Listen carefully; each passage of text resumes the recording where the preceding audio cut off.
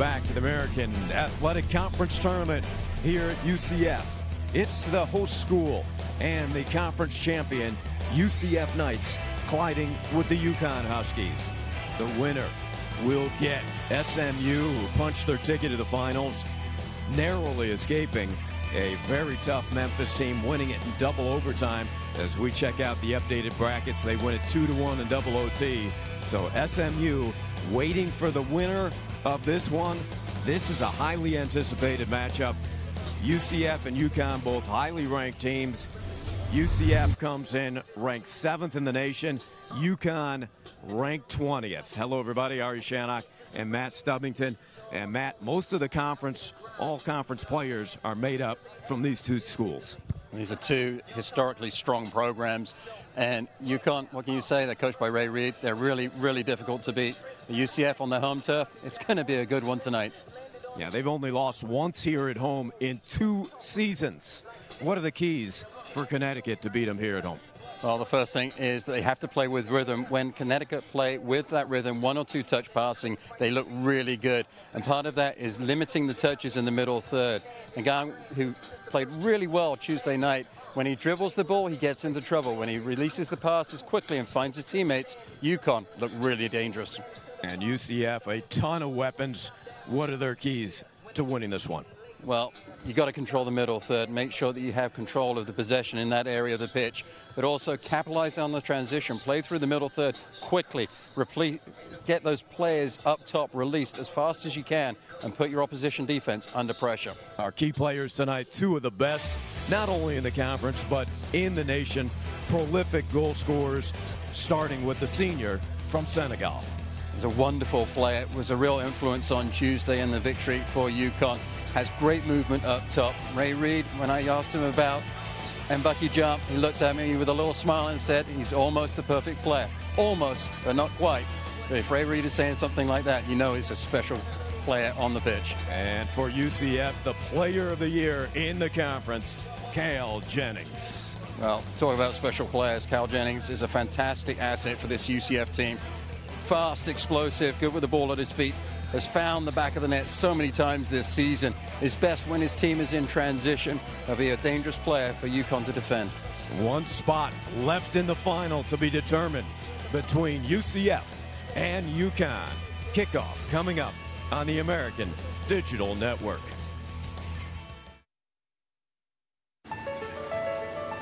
This is a classroom. This is a lab. This is a study break. This is our backyard. This is home.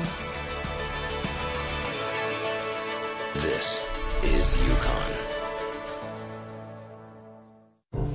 People say we're big. Wow. Well, what is big? This is big. It's an energy. An opportunity. So go on. Dream big.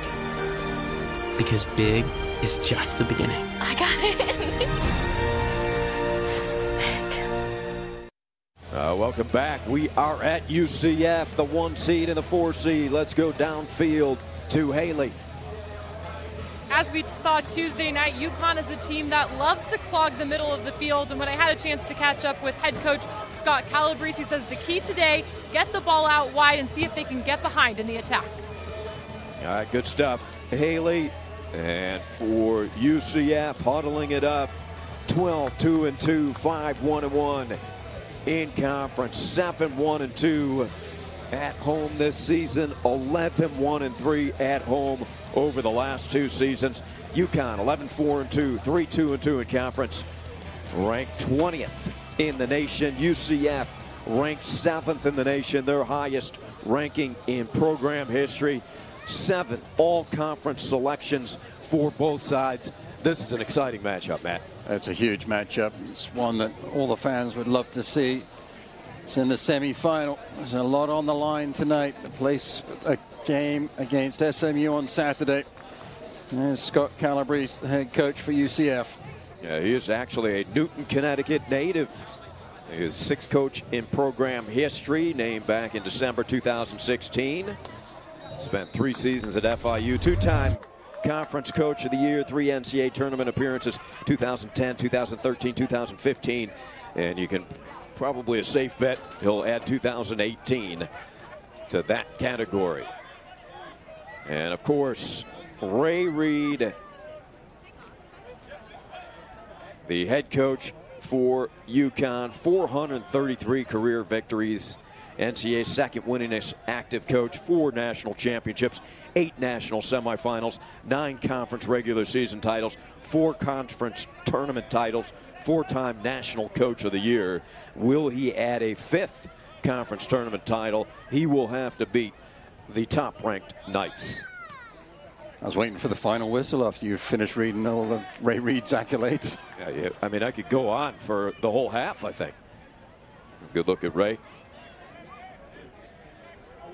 Fantastic coach. Huge character on the sidelines for UConn. And here's Jennings. He's tripped up. Tremendous amount of speed for Cal. Second in the nation in goals with 19. Conference Offensive Player of the Year from Roswell, Georgia. He is just a junior. Corner kick earned right off the start for the Knights. They average 2.5 goals per game, holding the opposition to an average of 1 per game.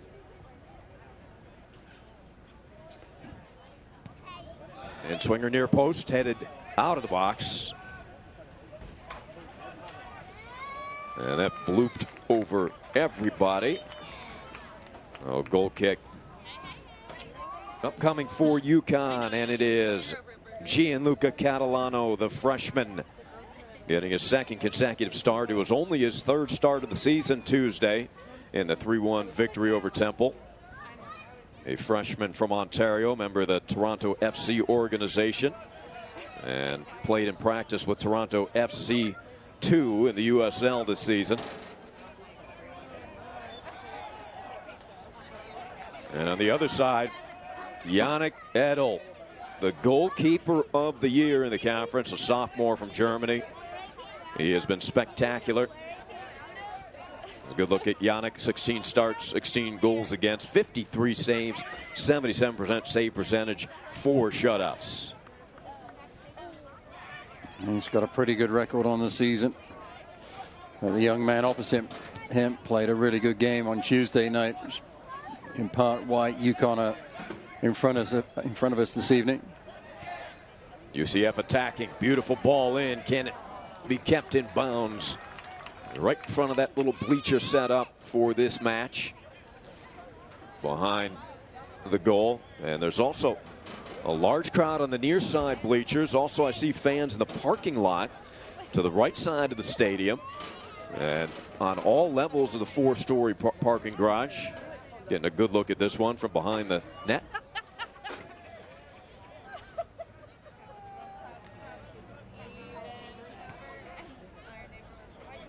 Keep an eye on Luis Perez at midfield. He was the conference midfielder of the year, number 10.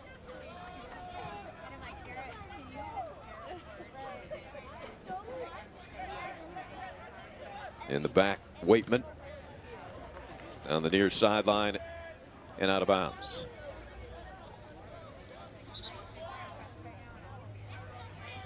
Throw in for Zach, senior from Montverde, Florida.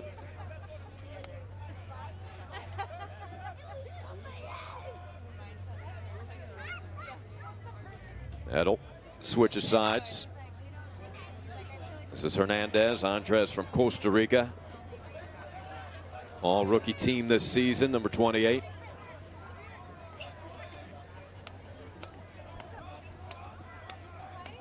UCF moving forward, and that ball denied by Jacob Hauser Ramsey, the American Athletic Conference Defensive Player of the Year. Served in, chipped a little bit too far for Cal.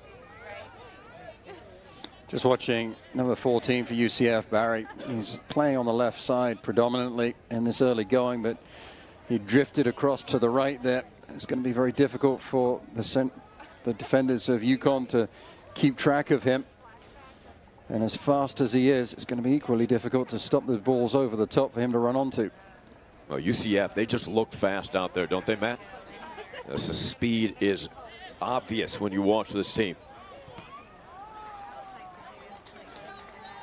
Defensively, looks like UCF are settling into a 4-1-4-1 matchup.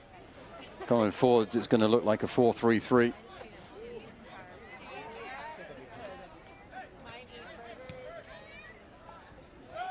UConn looking to grab hold of a possession for the first time here early on. It's been the pressure of UCF in the opening moments. Waitman will throw it in.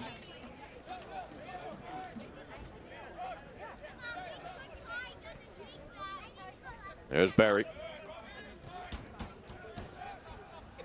Jennings trying to get there. Denied by Lappert. Robin, defender out of France, had a quality game Tuesday night.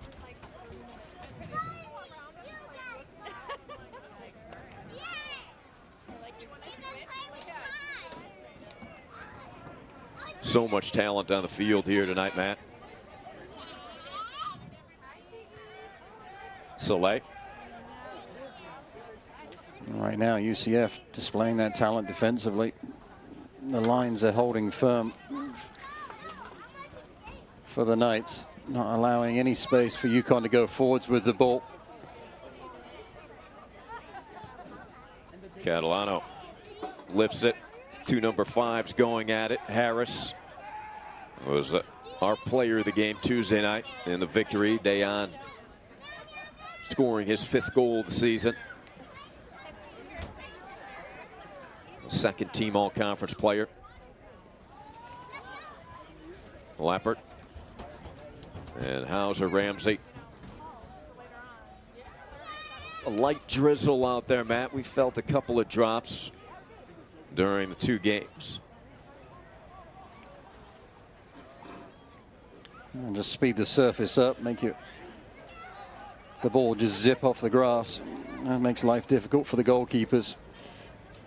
A little bit easier for the outfield players to adjust to the pace of the ball. Player tripped up there and down. A UConn player in the middle of the field, like Burnett. Josh.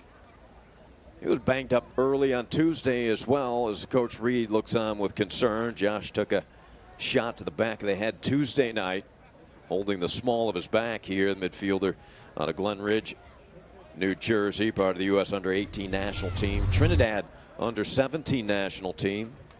Let's see what happens here. Took an elbow right in the back, huh? Yep. Elbow in the back. Sorokin there for UCF, making his presence felt. Referee initially waved play on.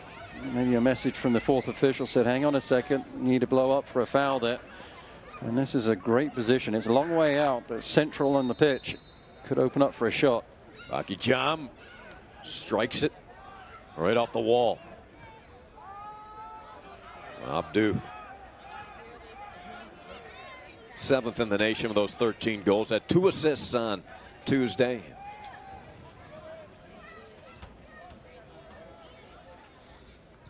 So what makes him so impressive is that he's been involved in so many of the goals scored for UConn this year. 21 of them officially. Getting it done not just on putting the ball in the back of the net, but finding his teammates as well. Got a couple of pretty passes on Tuesday. Now has 8 assists.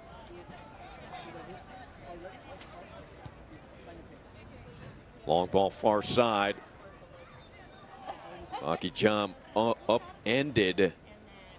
That was Adu Pepra.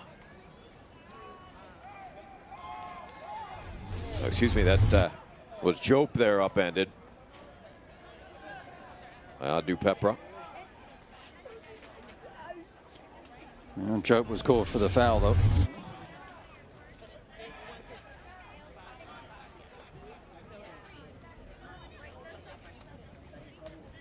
Soleil has time. Harris challenged there by Perez. He gets whistled for the foul. Frustration there from Perez kicking the ball away.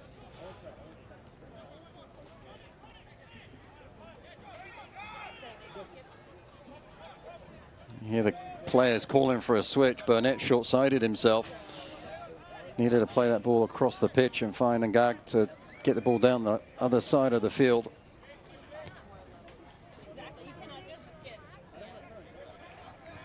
The defensive play far side for UCF. Perez so crafty in the middle.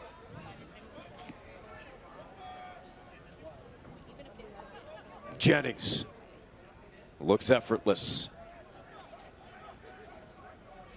There's the cross, far post. And I believe off a UConn player, so it'll be a corner kick. Soleil there at the far post. Wasn't sure whether there was a player coming behind him or not. Those fans back there aren't going to communicate whether there is a UCF player lurking. All they're going to do is give ironic cheers as this one goes out for the corner. And Barry was indeed lurking. Clever short corner. Turn, strike, and through the 6. Catalano is down. Getting to his feet. Gianluca slow to get up. It was a really clever short corner played in to the runner. All played back across the top of the 18. There's the ball in. The turn, the shot. And then trailing legs going into the goalkeeper Catalano. He's on the ground. That was Stigwart blasting it in.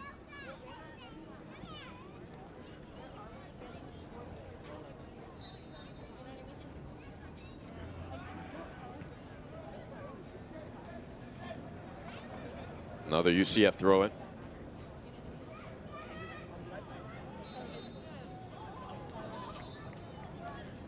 Goes UConn's way.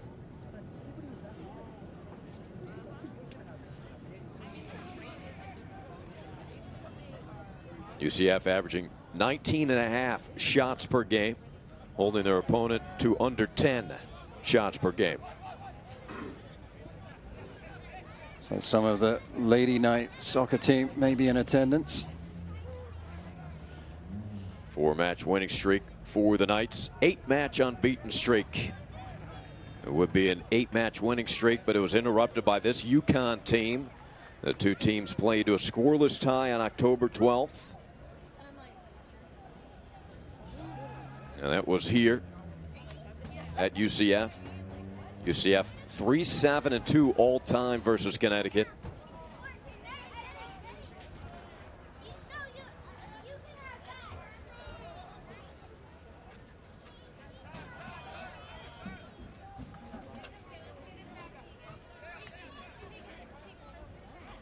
UConn trying to build. Harris, quick speed, hits it across, and that is launched back right to Coach Reed.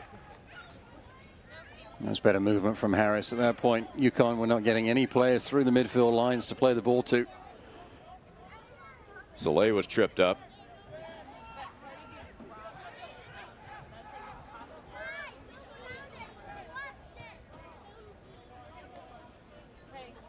How's Ramsey?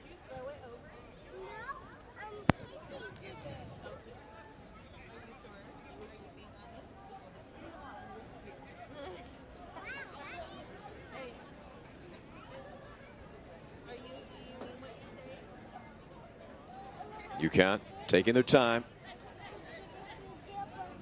Burnett. That's why you have to be smart, both teams here. It takes a lot of patience to play the game this way.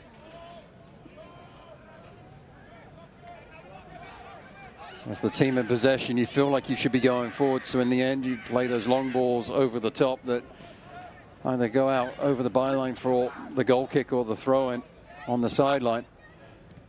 But then as the defending team, you feel like you've been chasing the game for an age, so you end up pressing a little too much and giving up some cheap opportunities. So it's a waiting game between the two squads right now. The important thing for UConn, though, Ari, is that they've got to make sure that they use the passes early. That became a little bit too close for UConn's comfort. And Catalano had to launch it out of bounds quickly. Well, case in point, you get a little impatient, you get a little bit weary of just passing it around, and then you make the errant pass that is almost pounced upon. UCF in the top 10 in the nation in assists per game 9th, points per game 4th, scoring offense 4th, total goals 6th, first in the nation in shots and shots on goal. Now, this is an offense that you want to keep out of their attacking third.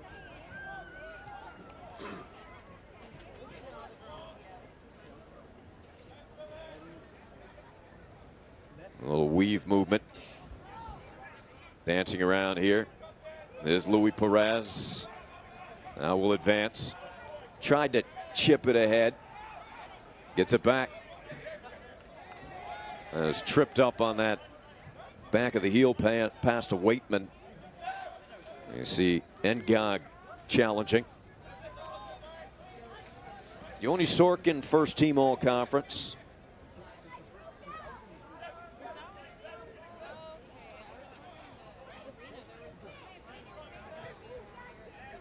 Buried quickly. Jennings, beautiful passing. Does he get it back? Cal is offensive player going against the defensive player of the year. Hauser Ramsey and Cal Jennings. What a matchup. Just really quick, smart passing. Jennings checking back to Barry, lays the ball out to the wing. And then the ball was played in nicely, but great play from Hauser Ramsey to put it out of the danger area for a moment. As we're looking at that, UCF get another opportunity, stopped by Catalano.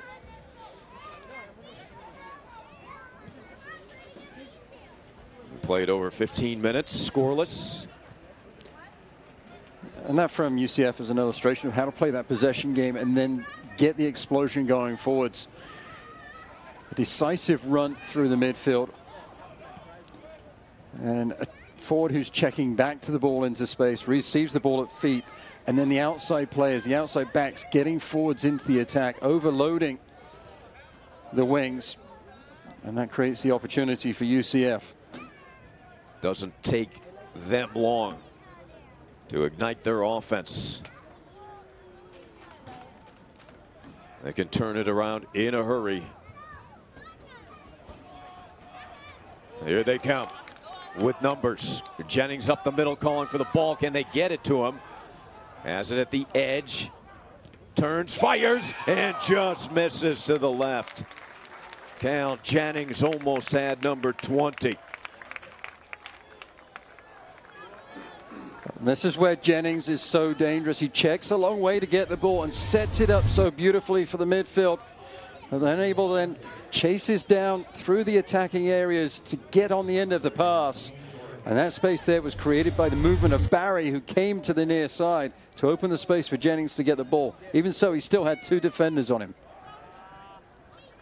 That corner hit a little too well above everybody. It's early going. I've seen Jennings check back to the ball 2 or 3 times now. And each time he's received it to feet, he just lays it back with such a lovely touch, finding the midfielders, shooting through, and then immediately spinning off, trying to get the return ball. You don't need to control the ball to yourself. You just lay it back into the path of another player. Haley's got more on Coach Cal.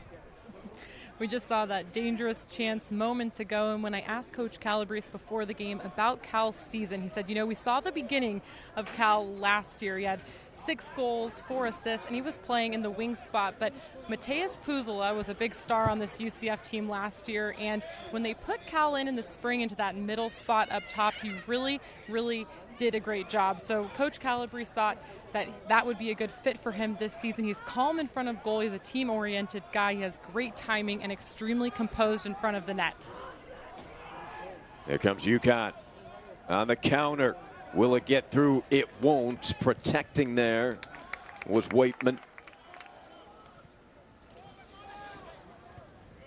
Kept in nicely.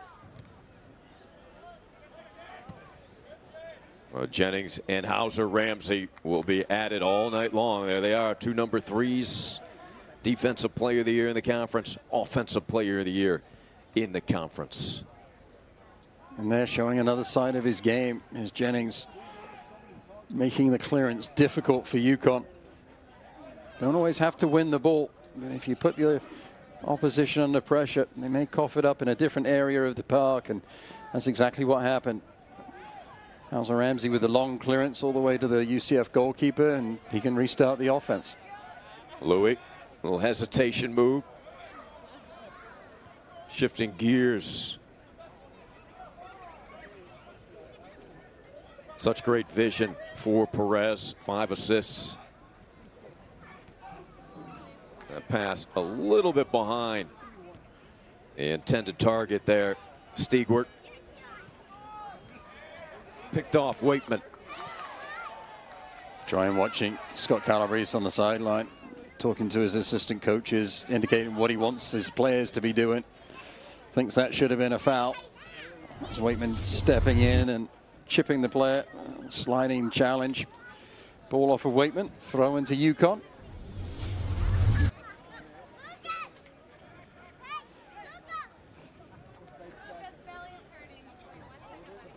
Bucky Jam.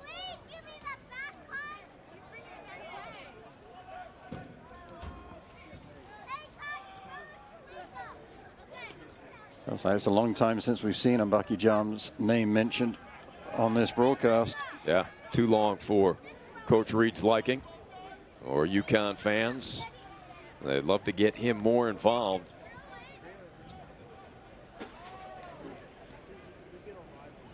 He's able to find ways to get himself involved.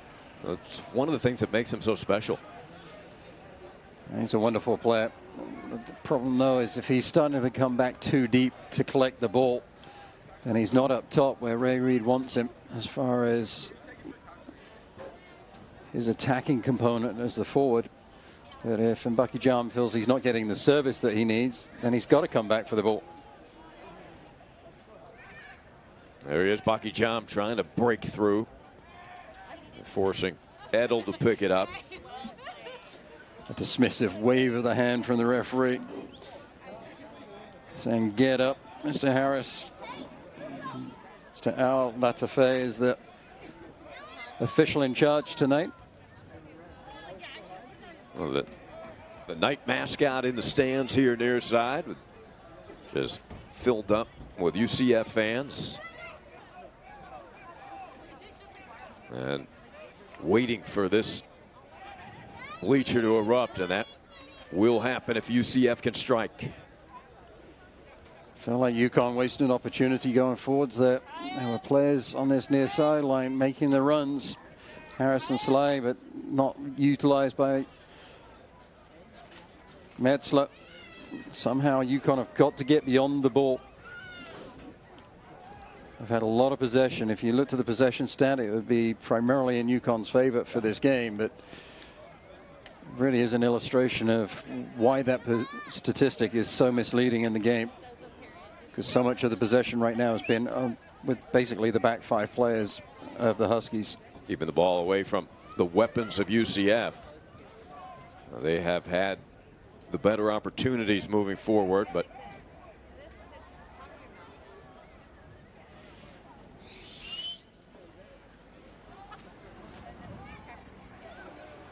UConn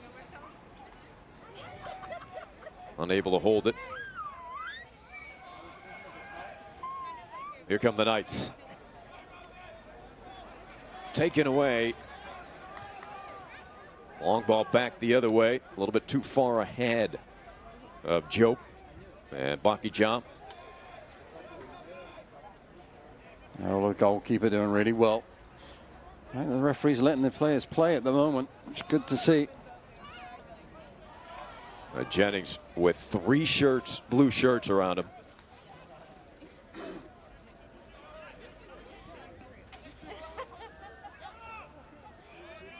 Harris brought down from behind, and that will go against Perez.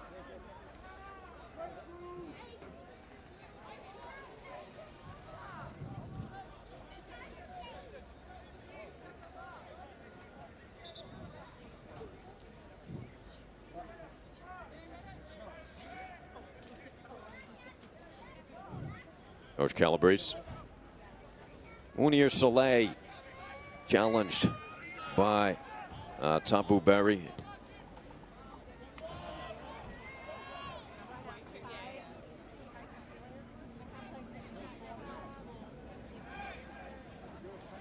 Protecting that ball, but it's called for a foul. Now the tangling up between Burnett and Perez.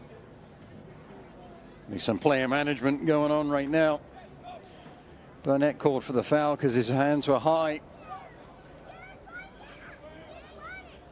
Those two have clashed a number of times so far in this match. More on Cal Jennings. He leads the nation in shots per game, 5.3. Jennings is second in the country in total goals, 19. We talked about that. Total points, 42. Goals per game, 1.27. Points per game, 2.8. And shots on goal per game, 3.07. He has been a machine this year.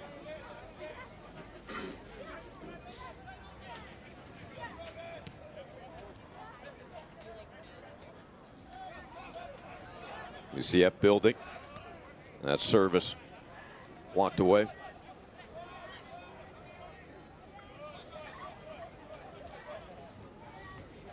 Harris just needs to get out wider, create an angle so the ball can be slotted through that inside right channel between the defenders of UCF, Hernandez and Waitman.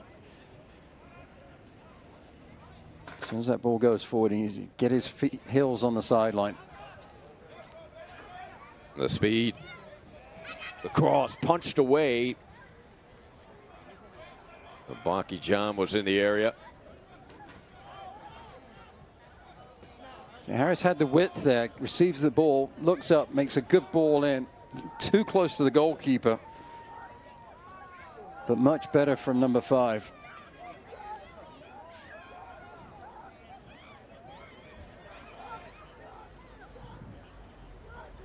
UCF pushing forward as a group, slowly. Barry in traffic.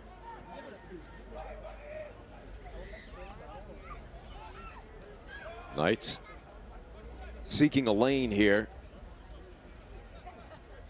I like the aggressiveness of Waitman going forwards. As soon as Barry checks back to the ball, the outside left back is sprinting down the sideline, hoping for the ball over the top because he knows there's going to be space. With Barry checking, the defender will go with him.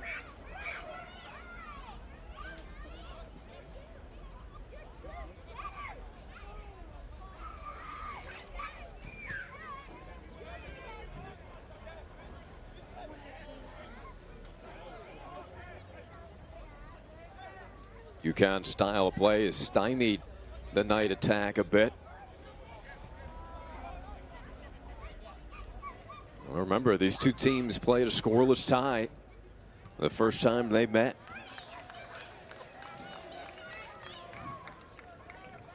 That was here on this field at UCF Soccer and Track Stadium.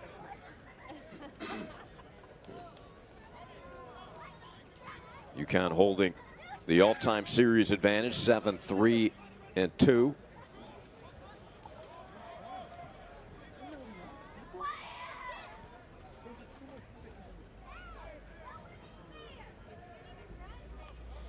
UConn is so reluctant to send the outside players forwards. It's just allowing UCF to just hold the lines defensively. Nobody's getting beyond the ball. In the end, the Huskies just go with that hit and hope, which really isn't in the strength of Mbaki Jam.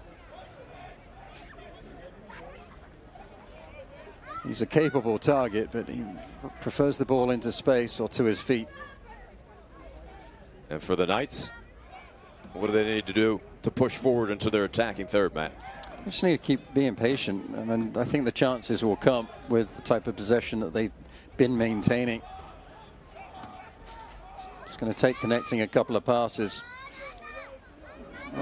Yeah, unable to connect there.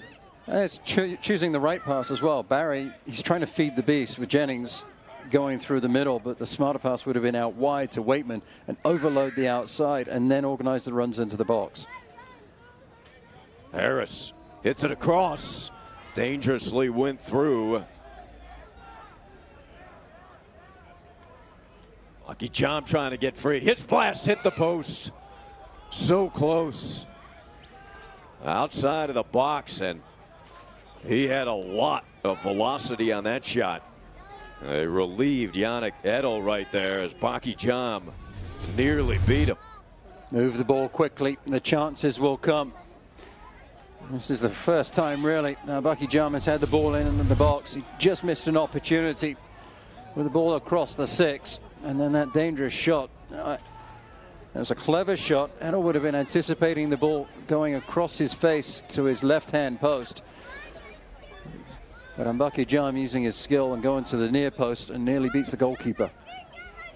Harris gets it back with an angle towards the near post. Lost control of it, but a UConn player is injured. I think it's Burnett on the ground again.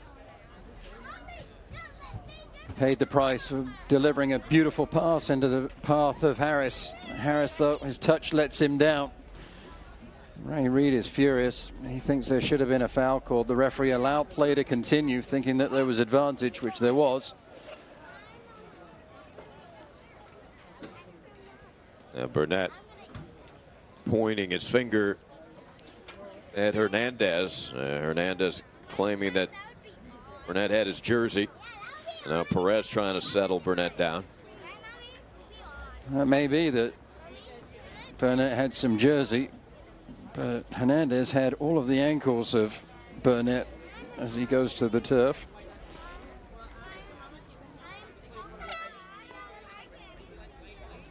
Coach Reid setting his player down.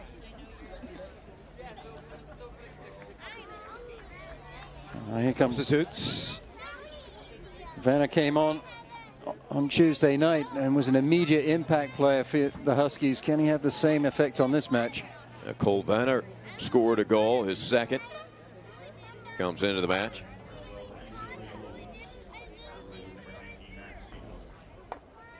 Mauricio Vallejos into the match for UCF. Stigwart will take a break after a word with Coach Calabrese. So important for coaches in the college game, both men's and women's, because of the way the substitutes happen at this level. As a player, you need the feedback from the coaches as you're coming off, because sometimes you can get the feeling of, oh, I'm being subbed off because I'm doing something wrong. And if you're not spoken to by the coach, you don't know what is going on, what the issue is. But a little bit of communication from the bench can be of great assistance. And right now, there needs to be some communication between the officials to figure out where the possession is. The goalkeeper, Edel, would put this one out for a throw-in, so it should be a throw-in to UConn. And if they do the sportsmanlike thing, they should throw it straight back to UCF. You can hear Coach Reid say, are you kidding me?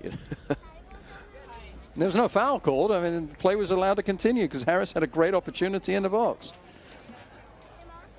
It's not the referee's fault that the touch let him down. He put it out for the goal kick. There it is again. There's the challenge. There's the missed touch.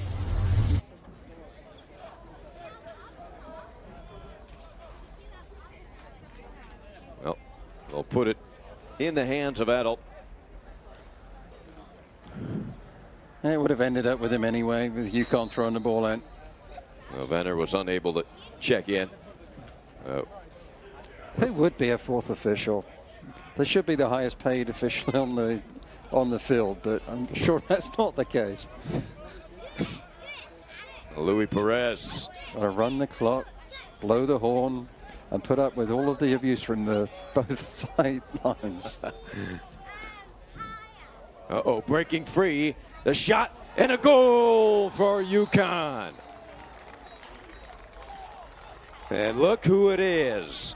Josh Burnett scoring his third of the season. Lulled to sleep with UCF after that long break in play. Turnover at the halfway line. Ball is deflected, finds its way to Burnett, and he puts it through the middle wicket. Ungag with the interception. And calmly finished by Burnett.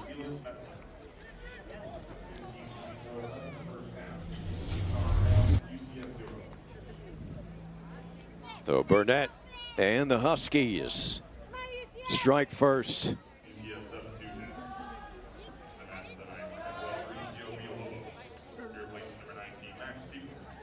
Well, now substitutes are able to come in.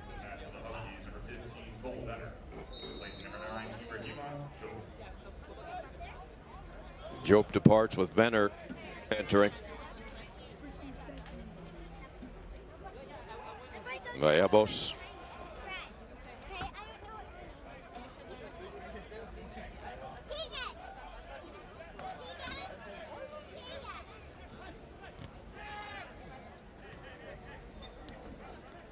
Much against the run of play as that goal scored. UCF had much more dangerous opportunities going forwards.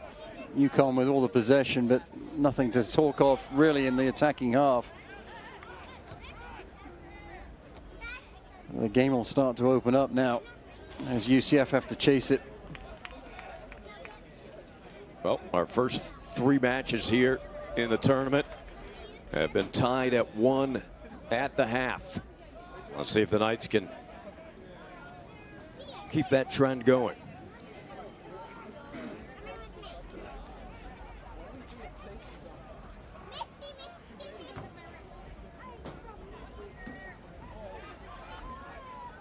Oh, what a spin move.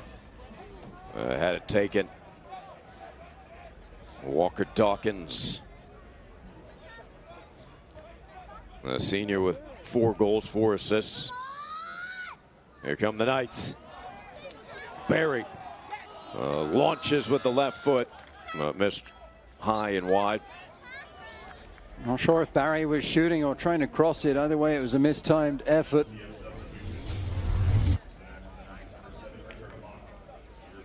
Again, good movement from the Knights, getting the ball out to the flank. And like Barry may have been trying to sneak it in at the near post, anticipating where the goalkeeper was, Catalano. He was anticipating the cross-field pass.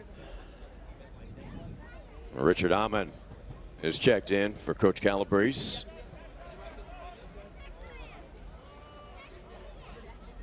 The junior from Ghana.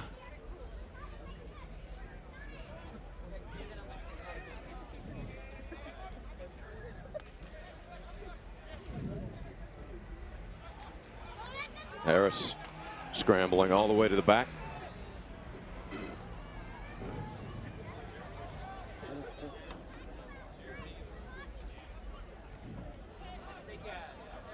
Barry. Ahmed to his right, blocked. Lappert got in his way. Foul will go on Hernandez. And I believe a card will come out. Burnett dropped yet again. When the referee starts counting, you know you're in trouble as a player.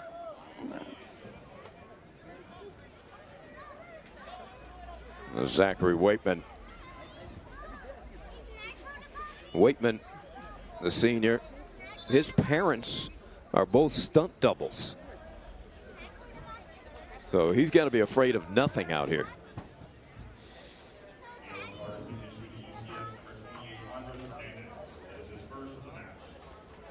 Hernandez receives the yellow. Al-Latafe just striding over to Hernandez and saying, look, that's 1, that's 2, that's 3. I'm had enough. Here's your yellow card.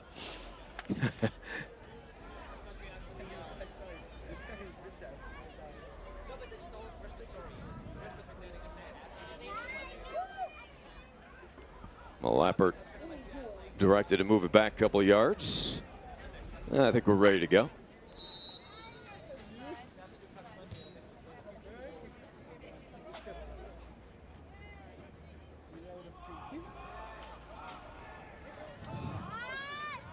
Here come the Knights building up. Jennings. Give and go. Again, UConn hacking it back, tough to penetrate. Their stout back line.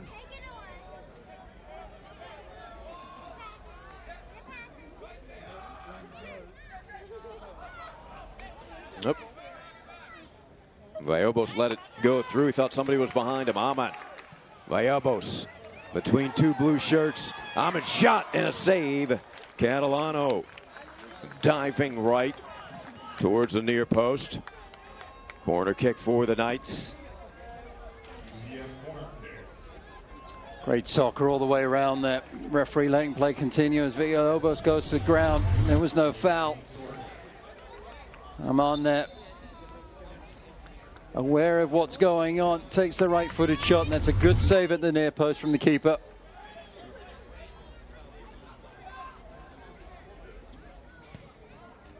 In-swinger out front.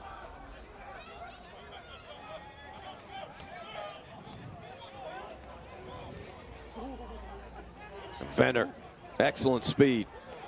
Dragged down from behind by Waitman, and the whistle blows. Well, Venner shaking up. There was a time where you could get away with that, Waitman, but not anymore. You've got to make sure you're at least alongside when you go in for the sliding tackle. Any contact with the player, and the whistle will go against you. Definitely a foul. There's collision of legs there. Trailing leg as well. Takes Venner to ground. Yeah, his argument was he got ball first, but clear foul.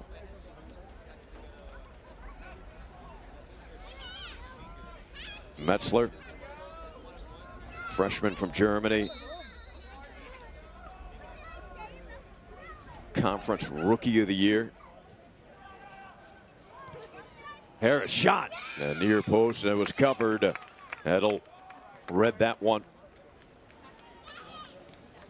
Harris trying to cross that ball in. Got away from him a little bit, but it was a knuckling effort. Goalkeeper did well to concentrate.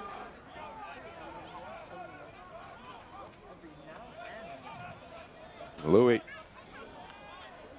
pulls back. Perez and Waitman.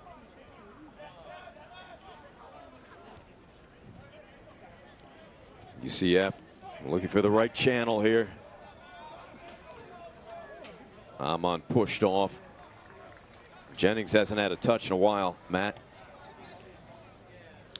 He's moved out to the right wing with Amon coming onto the pitch. It feels like Ngag and Metzler for UConn have sorted out the midfield spacing between the two of them. They're doing a much better job defensively and also making themselves more available for passes as well. That's why UCF is having a harder time of late getting the ball up the pitch. Louis attacking.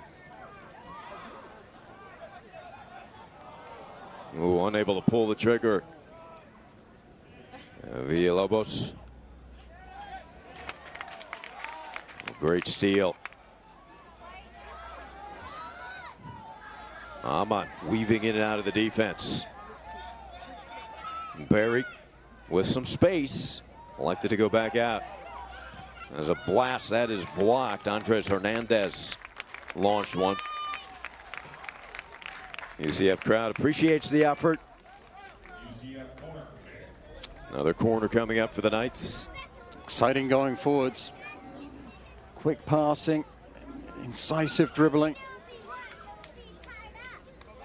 Zorkin with 5 assists. A sophomore from Israel. Far post. Run down to the far corner. Launch right back towards Yoni, but out of bounds.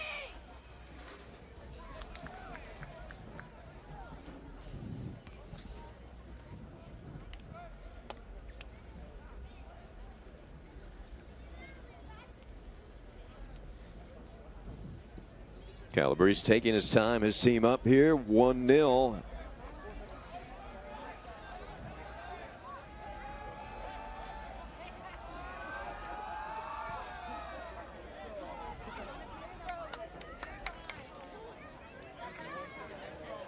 Battle of the 14s there, Barry and Soleil. Oh. Hauser Ramsey knows he needs to get to that ball quickly with Jennings in the area. Good defensive awareness as well from Jennings. Realized that Hauser Ramsey was looking to his right fullback, took that pass away. Harris waiting to pull the trigger. Maki Jam does. And a UConn corner. A little surprised that Bucky Jam went with the shot there, winning the corner kick. He had 3 players in the box waiting for the pullback.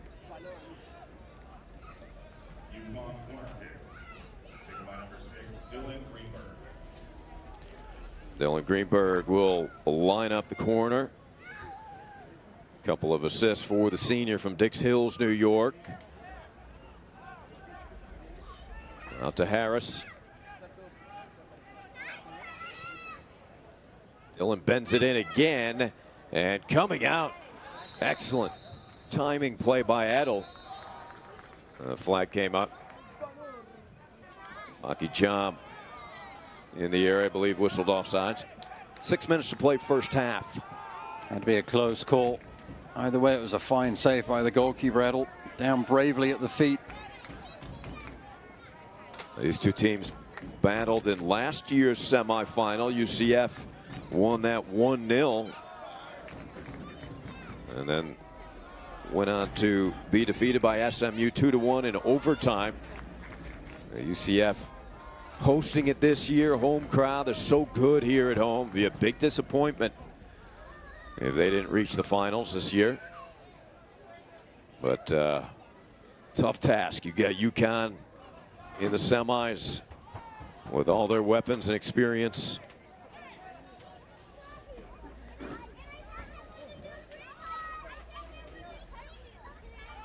The higher seed struggled throughout in the first semifinal. SMU had a tough time finding their rhythm. Somehow able to squeak out that double overtime victory. And right now, UConn won their quarterfinal match Tuesday with the advantage here in this one.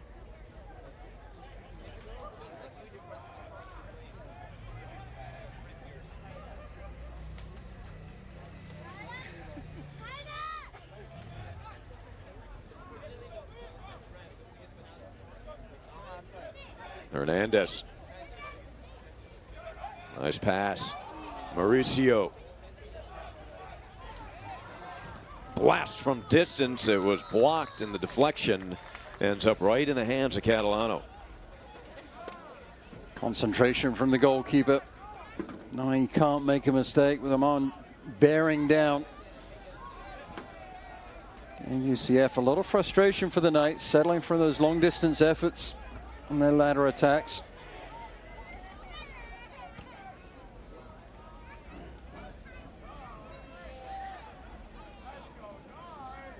Harris able to settle it. Burnett. Burnett has the lone goal in this one. Josh with his 3rd of the season.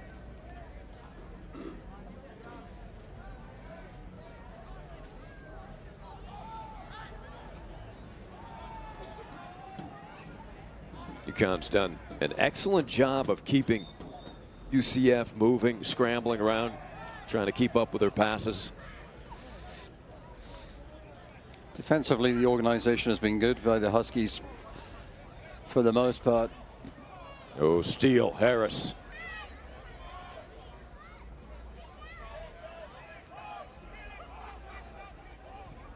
Across, headed away, and a shot. And a score! Bucky John.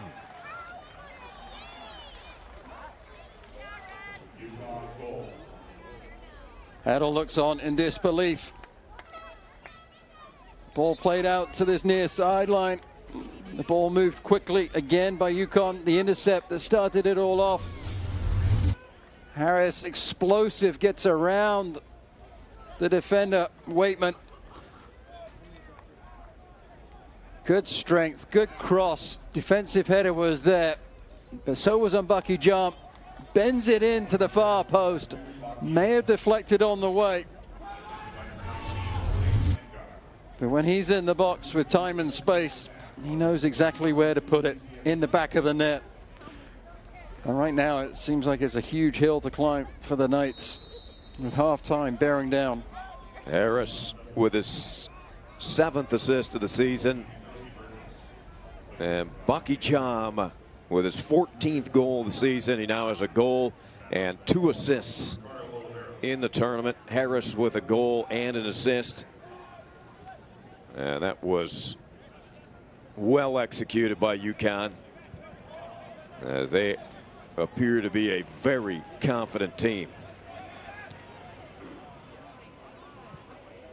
The Knights fans trying to get their team started. Here they come. Jennings tripped up, and there is the whistle. Cal Jennings right outside the 18, I believe. This is a great position as Jennings picks up the ball, just head down, tries to get into the box. Lampo there with the challenge, and Gag with the initial foul as well. And the ball is placed just about 2 yards outside the top of the box. The ball's got to go up quickly and down the other side on this free kick, but there is an angle there to be utilized on the shot. Jennings is there, and I believe Learman.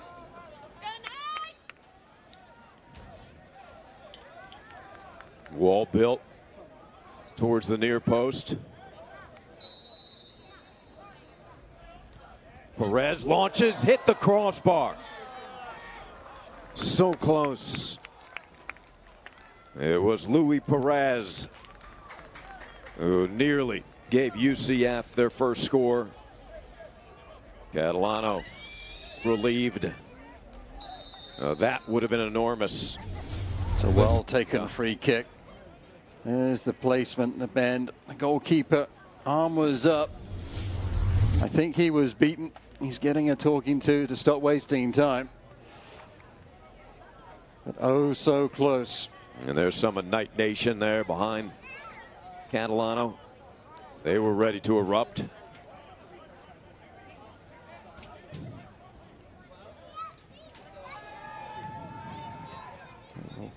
Under a minute.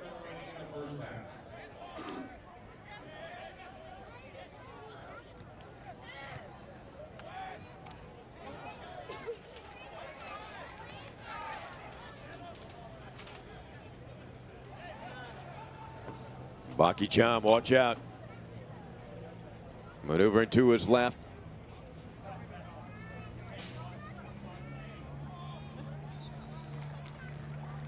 UConn corner, you can hear some of the Husky crowd applauding. Cole Fenner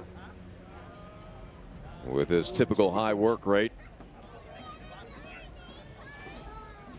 Under 20 seconds.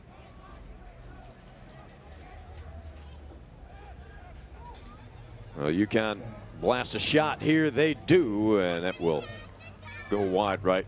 So that will bring the first half to a close, Matt, and it was all UConn. 2-0 here at UCF. Kind of a stunned crowd at the moment, Matt. Well, feels like it's against the run of play. However, I think what happened is that the play ebbed towards UConn as they got a feel for the game and how to handle things tactically. Haley is with Coach Reed. Coach, second game in 2 days, up 2 goals. What was your evaluation of how your team came out in this first half? I thought we started the game a little slow, but I thought the guys have done a good job, tactically playing the game smart. What would be the key to protecting your lead in the second half? Keep playing. UCF's too good. We can't stop playing. They're a very good team. Thanks, Coach. All right, Coach Reed and Haley, always entertaining with Coach Ray Reed. And so 2-0, UConn in command here from UCF. Power comes in all forms. Power is a big tackle, a big save, a clutch hit, or a game-winning shot. Power is also standing up for what is right. There is power in the sportsmanship that is displayed across the American. Power is respecting opponents, Officials, student athletes, Coaches and team representatives. power is not tolerating racial or ethnic comments, Profanities or other improper actions while at the game. the American. Power for life. The American, power for life. The American. Power for life.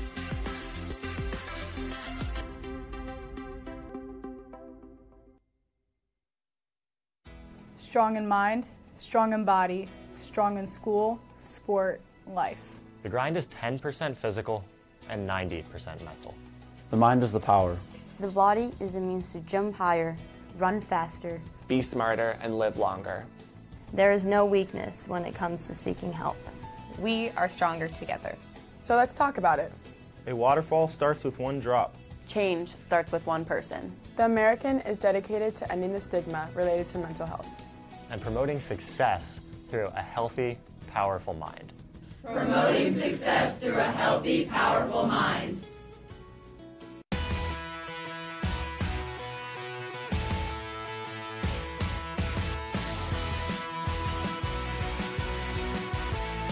Bernie scores! 3 strikeouts in a row. Dominance for a 4th straight year. Cueto from 30! Unbelievable! And be able to celebrate this type of championship. There's the record breaker. They are the champions of the American.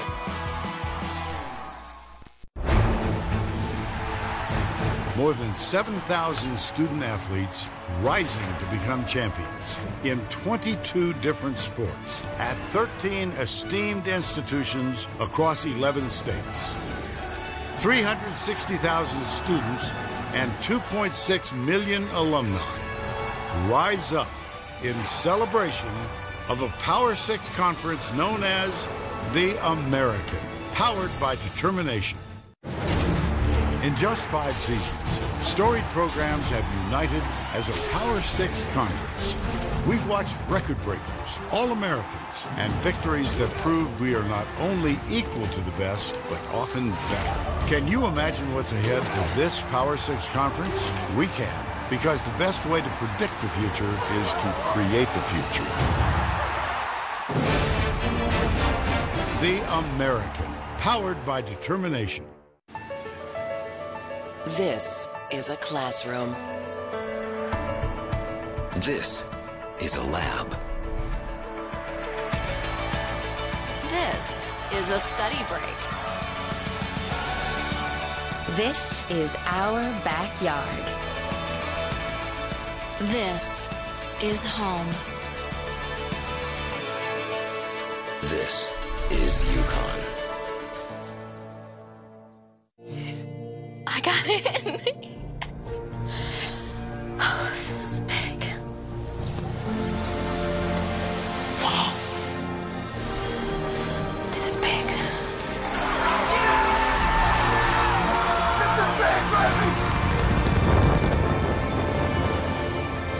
This is big.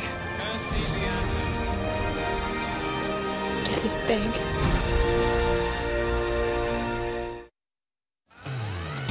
That is our score here in the semifinals. The UConn Huskies were very dominant in the first half. They lead it 2-0 over the explosive UCF Knights.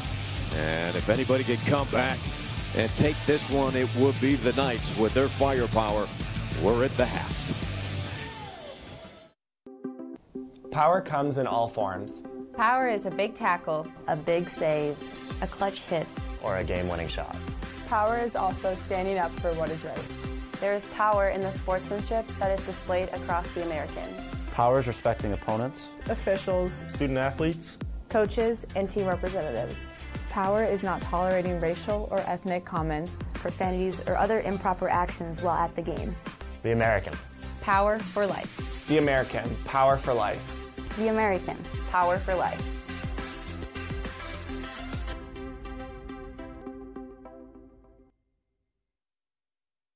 Strong in mind, strong in body, strong in school, sport, life. The grind is 10% physical and 90% mental. The mind is the power. The body is a means to jump higher, run faster, Be smarter and live longer. There is no weakness when it comes to seeking help. We are stronger together. So let's talk about it. A waterfall starts with one drop. Change starts with one person. The American is dedicated to ending the stigma related to mental health. And promoting success through a healthy, powerful mind. Promoting success through a healthy, powerful mind.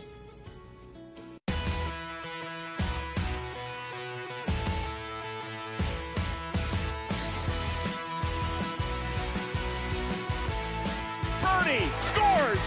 3 strikeouts in a row. Dominance for a 4th straight year. Cueto from 30! Unbelievable. And be able to celebrate this type of championship. There's the record breaker. They are the champions of the American.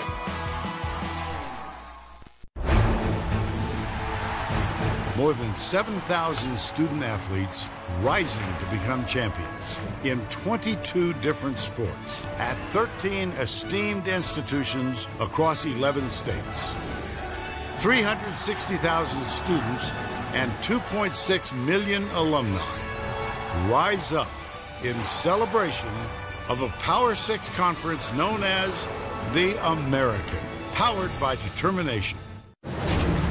In just 5 seasons, storied programs have united as a Power 6 conference. We've watched record breakers, All-Americans, and victories that proved we are not only equal to the best, but often better. Can you imagine what's ahead for this Power 6 conference? We can, because the best way to predict the future is to create the future.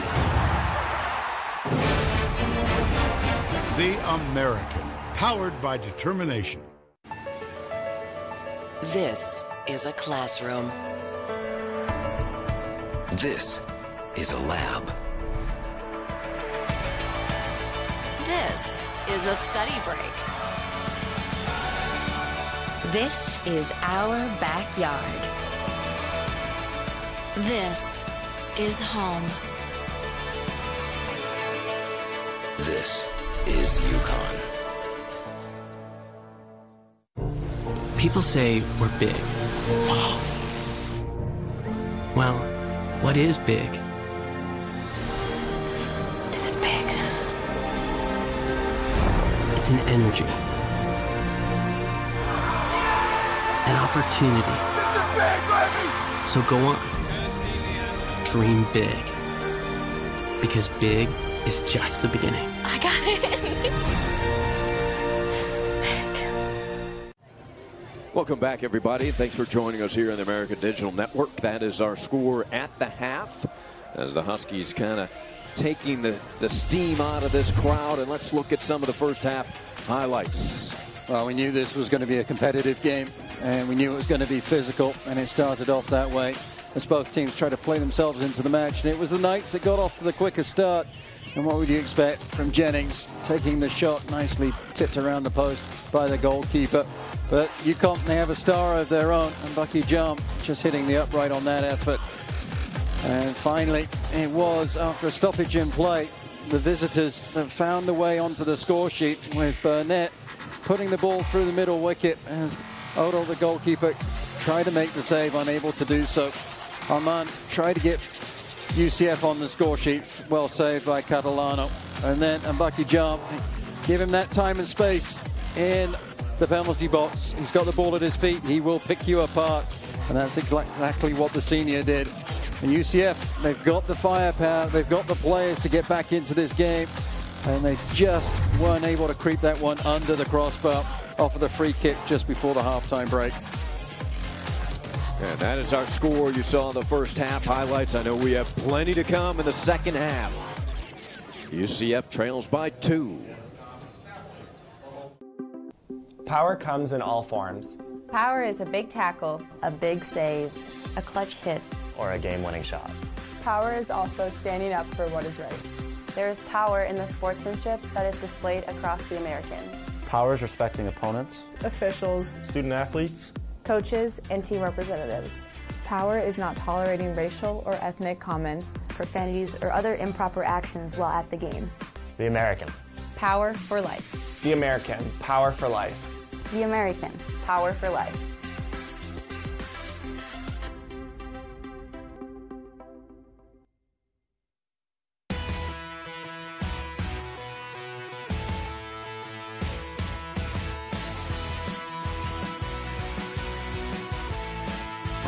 Scores! 3 strikeouts in a row. Dominance for a 4th straight year. Hueso from 30! Unbelievable. And be able to celebrate this type of championship. There's the record breaker. They are the champions of the American.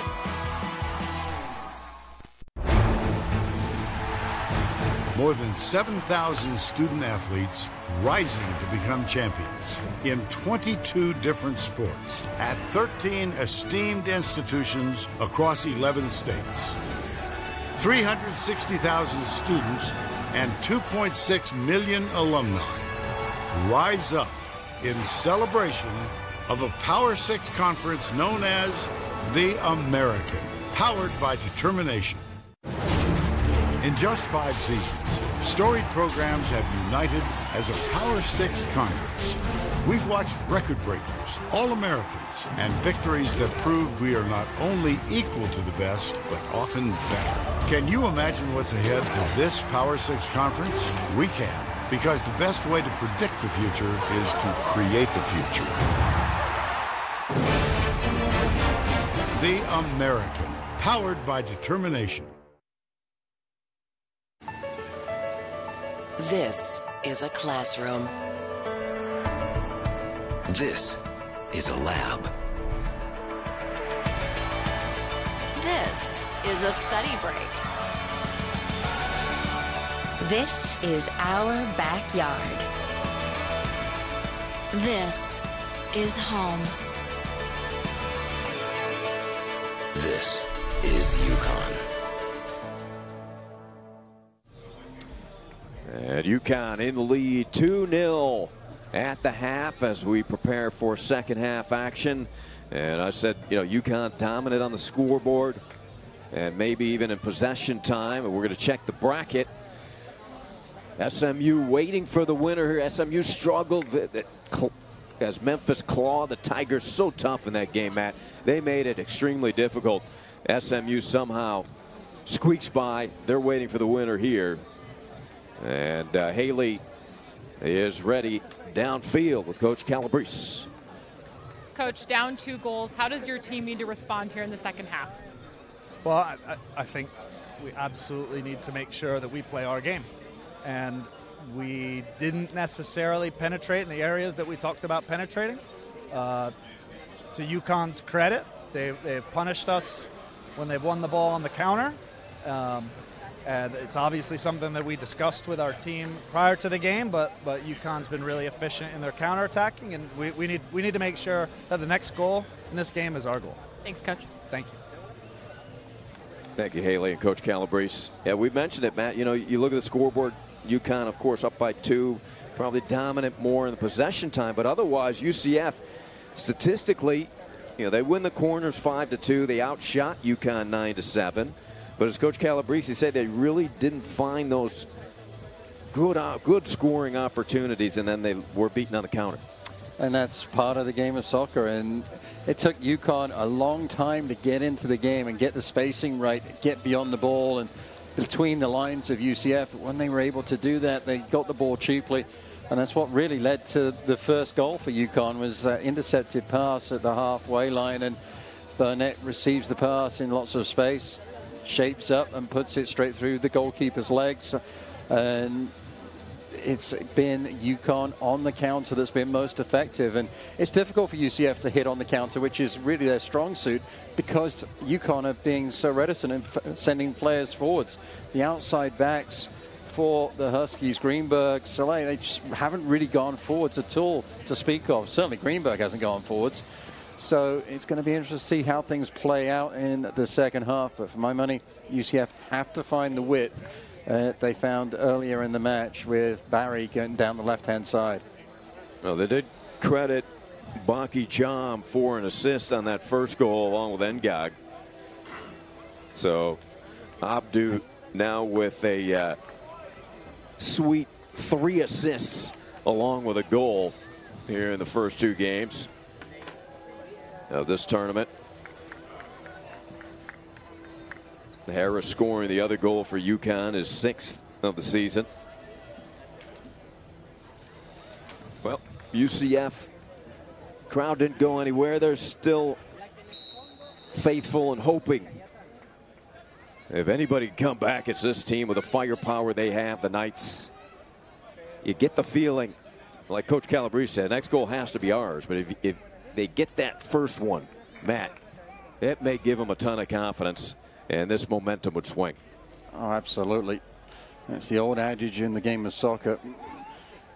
Still haven't had anybody statistically bear it out for me, but it does always feel as a coach that the 2-goal lead is the most dangerous in the game. If you make sloppy passes like that at the halfway line, you're going to end up being punished again. Pepper has to make sure that he doesn't make those mistakes too often.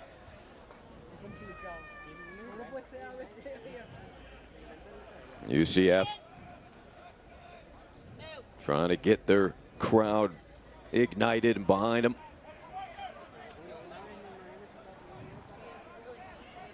They average 2.5 goals per game, the Knights do. That touch looking for Cal, didn't quite make it through from Dawkins.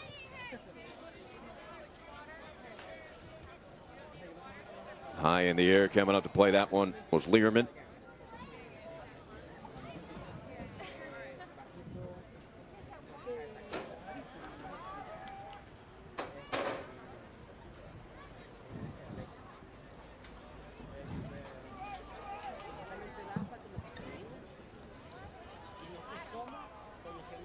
Venner between 2 white shirts at a strip. Back the other way, Hernandez all the way up through midfield. Amon gets the start in the second half. He was active coming off for the bench as a substitute.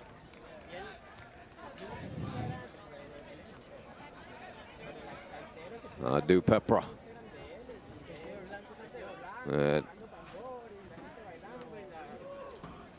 Amon.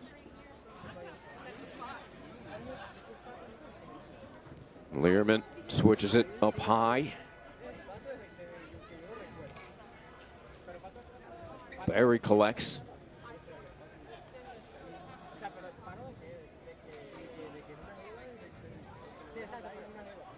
Dawkins in between 2 defenders, and he strikes.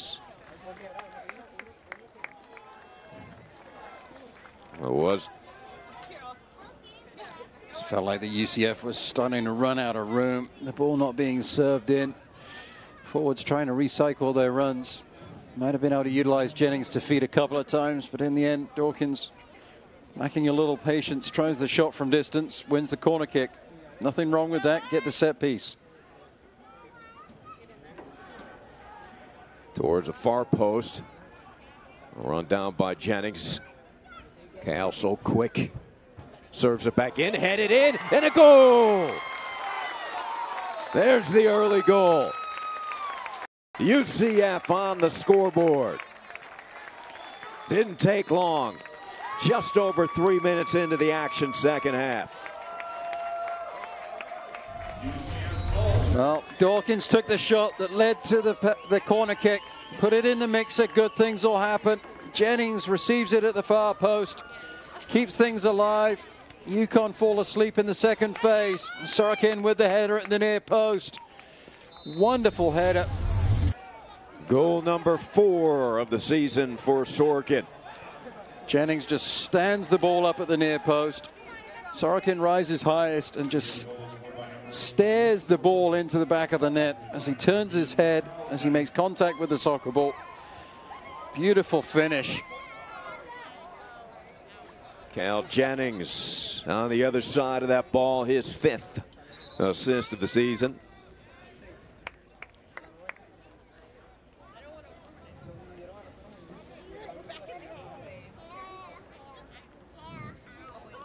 UCF right back in it. You heard Coach Reed going into the locker room, Matt. He said, we have to continue to be relentless. This team is too dangerous.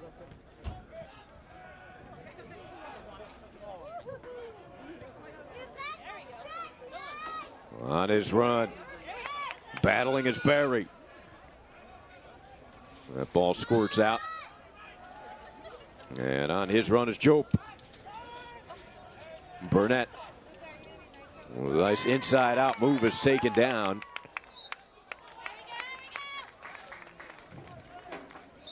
Engag with a crunching tackle. Referee blows for the foul. Louis Perez hobbling after the Engag takedown. It's Burnett being talked to, but it wasn't him that made the challenge. I think Burnett was maybe complaining about the previous play where he was dropped. Yeah, I'm a defender. That was just a crunching tackle that was a well-won ball. Adu Pepra, long ball into the corner. Opera with good speed. His cross shot just wide. Another great attack by UCF. Jennings tried to pick that up on the short hop and direct it in. Amon. Great ball played down the near sideline by Adu Pepera. And there was... Ooh, so close. Close it was to the tying goal. Jennings at the near post after a really good cross from Amon. UCF trying to open this game up. Amon's had an impact in this game since subbing into the first half. 2 goals and an assist on the season for the junior from Ghana.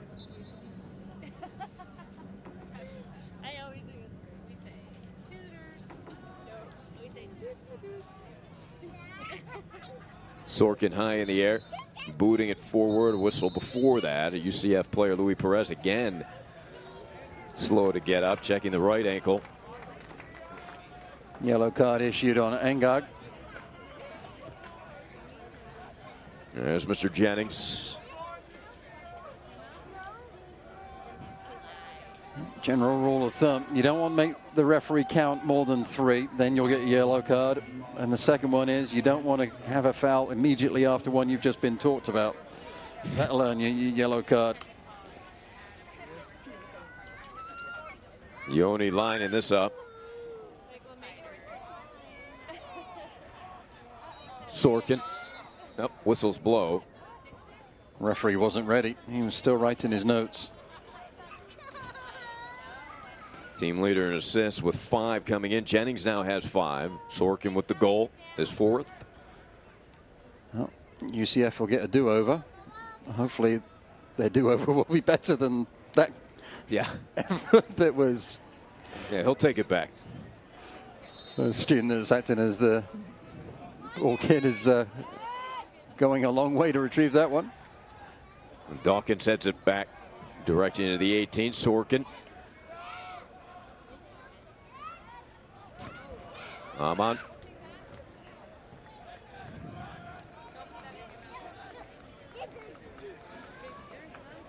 Richard, 5'9" junior.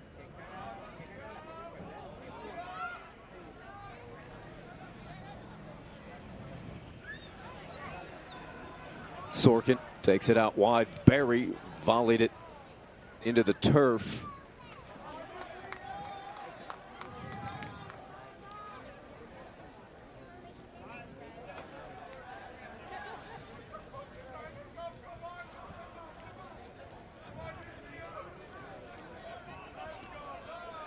More urgency from UCF's play in the second half.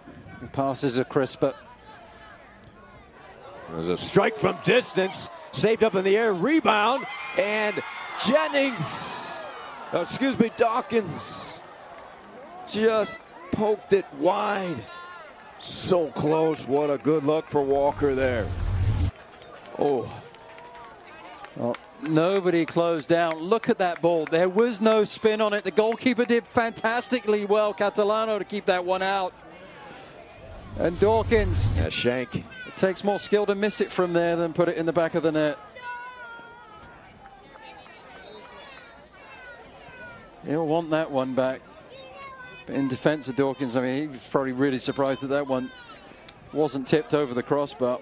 Catalano, fantastic job from the keeper. Now Walker immediately turning back, kind of saying, I'm sorry. I think it was Learman on the initial shot. Yeah. That knuckling effort. Catalano, if that had gone in, he'd been seeing it in his nightmares. That one may be one that UCF looks back on that should have had the tie there. Well, Dawkins will see it in his nightmares, that's for sure. Yeah. There's Cal.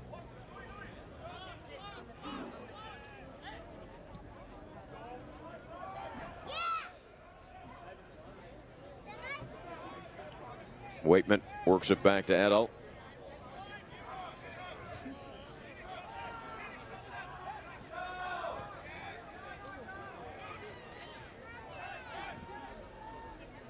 Jope down the near sideline. Gets through a double team and then draws the foul. Good work by the long-legged freshman from Pennington, New Jersey. Two-time high school All-American, went to the Pennington School. It's a good battle here. Jope keeping it alive. And Learman, hands on shoulders. Makes that an easy decision for both Jope to go to ground and the referee to blow the whistle.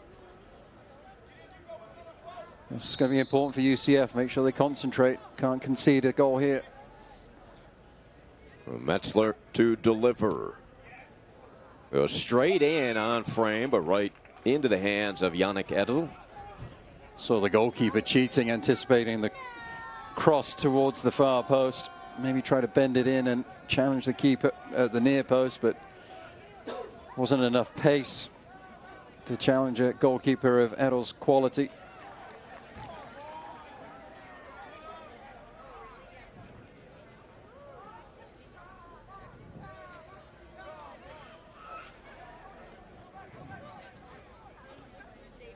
Two to one our score. UCF tallying their goal just after 3 minutes played here in the second half, cutting the lead in half, putting the pressure on the Huskies. Barnett from distance diving to his right. Yannick.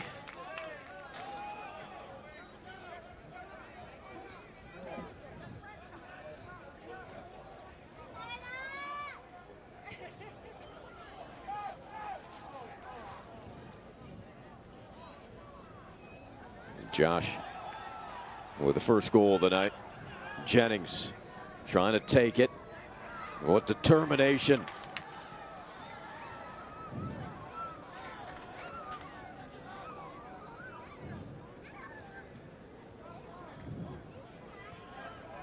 This is a time of the night where you like to get that ball on the foot of your superstar, Cal Jennings.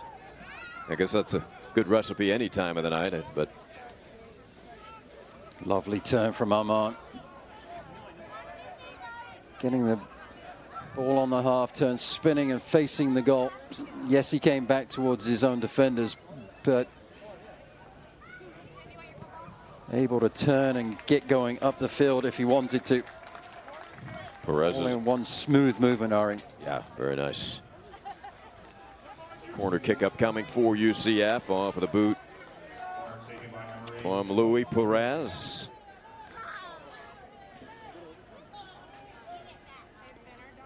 Yoni Sorkin. In swinger near post headed. Just across the goal face and out of bounds. A close call there. Waitman was around the area. Louis Perez also. It must have been Perez who missed that goal by a whisker, as he was the player slapping the ground in frustration. It's so impressed with both teams. The serves on the set pieces tonight have been really first class. And that was another cracker at the near post. Coach Calabrese checking his lineup. And we have a bloody nose for Robin Lappert. He's going to need a new shirt now. Have to bandage him up. Lappert, tough customer, sophomore from France. Second team all conference. So Robin transferred out of the University of Charleston, Division II national champion last season. They defeated Lynn University in that title game.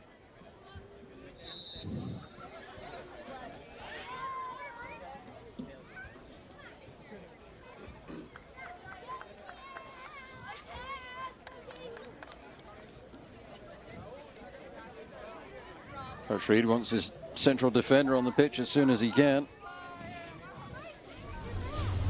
Let's take a look at what happened here. There's the ball coming in. Here's the header. And it looks like he caught an elbow on the way down. Yeah, from Louis Perez. But you could see Lappert, he was more concerned with where that ball was going than how he felt.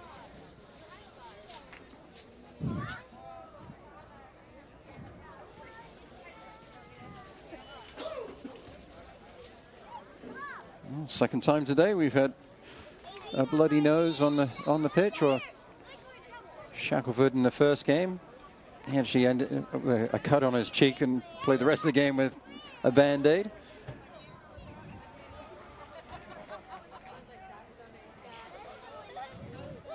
Oh, Coach Calabrese said next goal has to be ours, and it was. Now can his team find the equalizer? First match tonight in the semifinals went to double overtime before SMU won it. Well, Lampero's back on the field. A little surprised that they didn't make him change his jersey.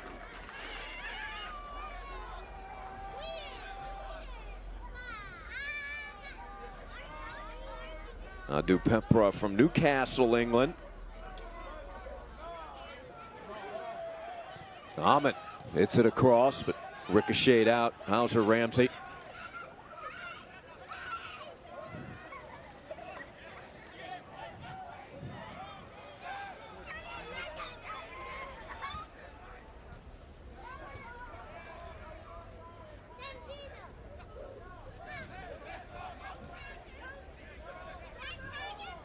Learman survey. In the middle of the pitch, Sorkin. Jennings trying to free himself. Well, he is being followed by both Hauser Ramsey and Lappert. He's had those two for company for the entire night, except for when he went out and played on the right wing. Certainly seems more effective through the middle of the pitch, does Jennings.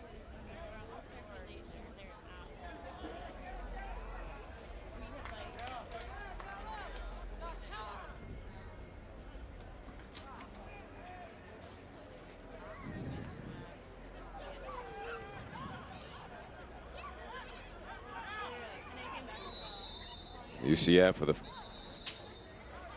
great first 15 minutes here in the second half. Coach Reed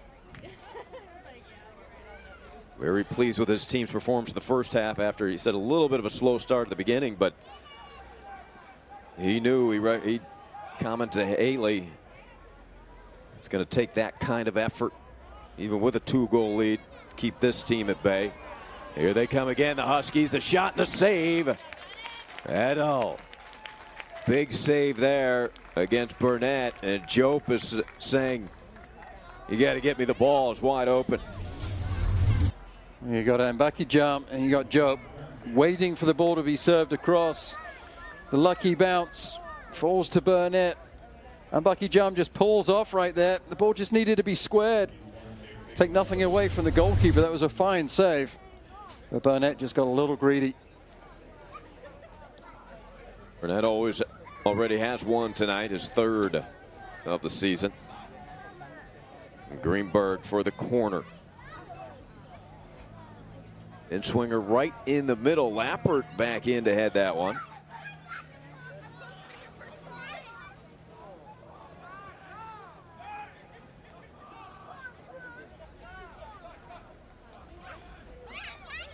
Under 30 minutes to play.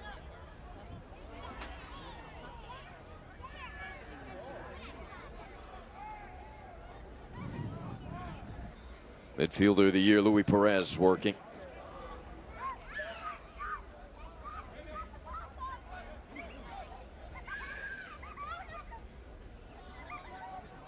Homecoming week here at UCF.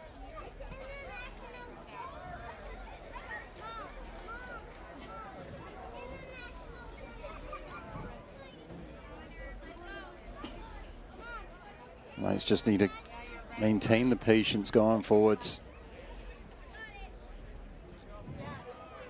Those long hit and hope diagonal balls, they work sometimes, but UCF work better when they're making those decisive runs, decisive passes up the pitch, connecting with the short balls to feet. And you can't make silly mistakes dragging players down like that, especially when you're sitting on a yellow card, Mr. Hernandez.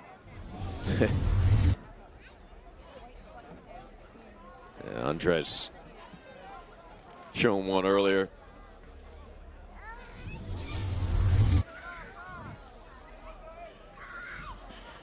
Coach doesn't quite agree with that one.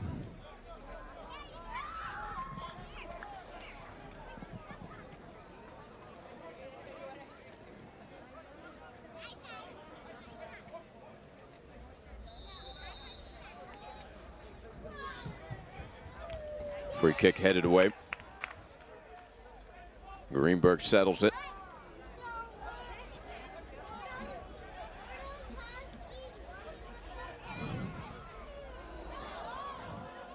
Harris shot. Saved by Edel. UConn trying to get back to the title game. They lost in the title match in 2015 to Tulsa, 2013 to USF, both in penalty kicks.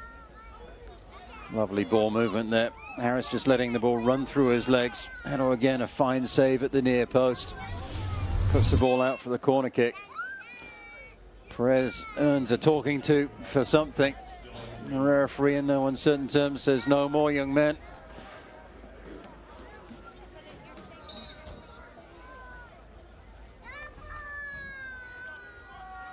Dylan Greenberg launches again towards the far post this time. Jope got caught up, tangled up a bit with Amon.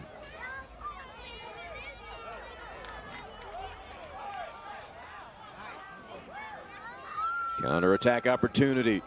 Perez had to go off his back heel. That's great work from Amon. As he picks the ball up, he takes a touch in front of Jope, who's trying to come back defensively. Ensures that Jope cannot make the challenge on the ball unless he fouls. It was really smart play from number 7. Walker Dawkins volleys it forward. Sorkin, he hit it across, didn't quite get all of it and make it a target. Might have been the left fullback Waitman going forwards there, and just need a little bit more patience on the ball. Had more time than he realized. Could have taken a touch and then served it in. Very challenging.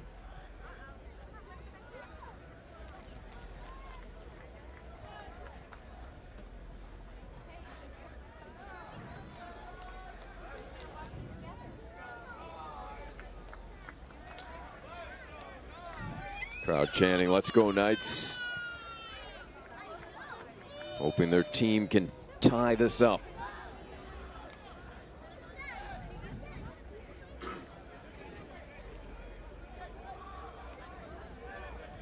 Goalkeeper playing out of his box. There's a release valve just in case he's needed. Long ball into the corner. Did not connect with Amon. Learman has been solid all night long. Ooh, was hoping they get that one through to a cutting Cal Jennings. From one solid central defender to the other. Lampert coming out beautifully. Perez very creative. Jennings touch.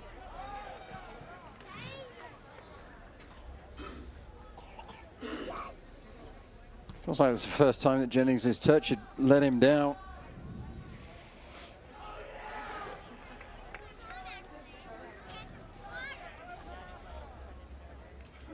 Still have fans on more on that top level of the parking garage, the 4th floor, and the open air on both sides. You get a good vantage point, I suppose, from behind the goal.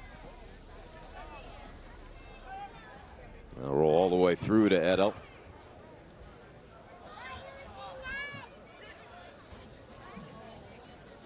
Another example of Aman receiving the ball and turning upfield in one motion. Beautifully done. Such an important skill for young players to learn. Pass the ball to the front foot. That's the foot that's closest to your opposition's goal. And when you receive that pass, you got to make sure you open your body up and turn through the ball. Louis finds Barry. Sorkin's there at high point. He's got it. Waitman directs it in Jennings' hands, and short hops handled by Catalano.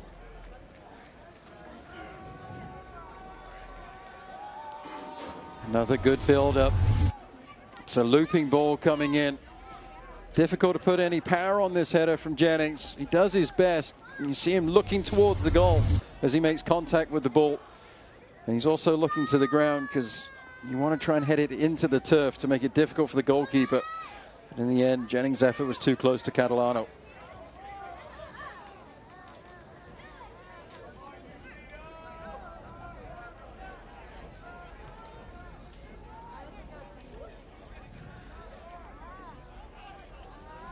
UCF only one loss here the last 2 seasons. UConn tied them here earlier this year, back on the 12th of October. A scoreless tie. UCF 11-1-3 over the past 2 seasons here at the UCF Soccer and Track Stadium. Coach Calabrese and his team has their hands full. Sends it down to Haley. Yeah, guys, on this near side, Richard Amon, Coach Calabrese really wants him to stay high on UConn defender Dylan Greenberg, trying to isolate that individual matchup.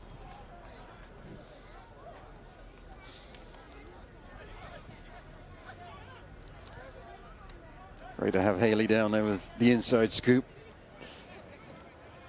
It makes sense. Amon's done such a good job in this second half getting forwards. And UCF have had some joy down this near sideline, their right flank.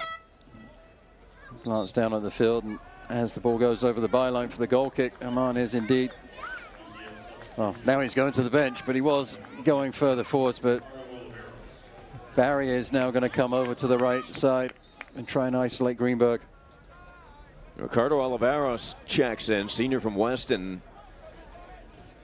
He has 1 game winner this year, a goal and 2 assists.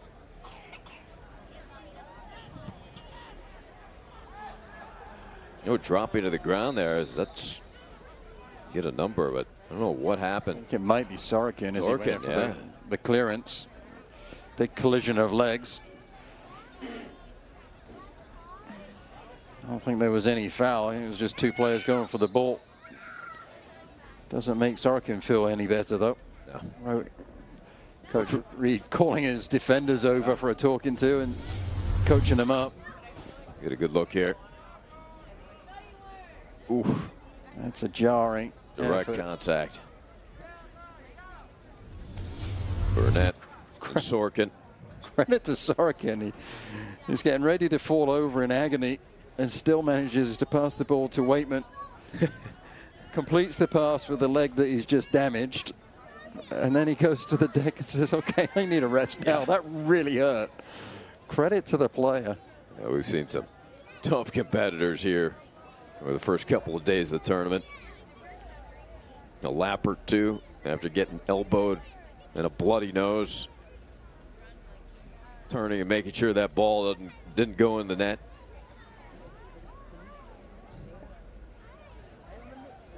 Yoni's on his feet. I'll have to come to the sideline because the athletic trainer came out to attend to it.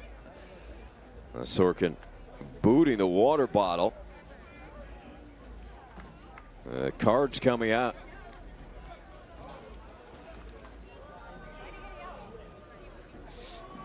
Can't throw your toys. That's why he gets the yellow card for the petulant behavior. Something the young man will have to learn. No need for that. Frustration. And really, probably one of the easiest yellow cards that the referees had to give tonight. Coaching staff making sure Yoni's head is focused, and as he'll be back. I think he broke the water bottle too.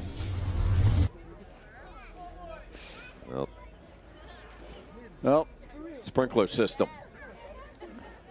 In the first half, there was a long stoppage of play, and UConn went down and got the opening goal of the night. Who will not have the concentration when this game restarts now? Yeah, we are ready for action.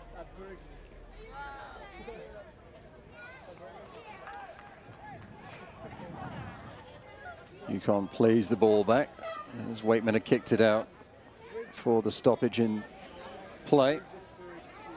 Sorkin comes back.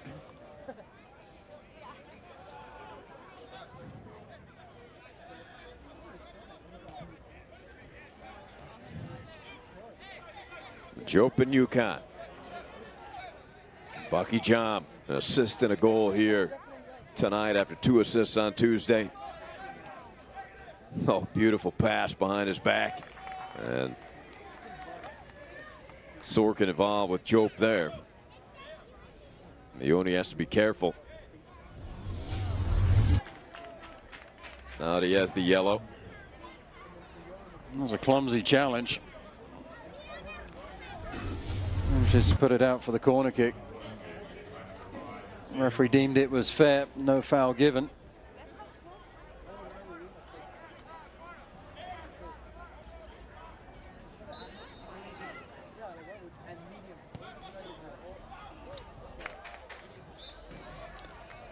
Whistle blows against UConn.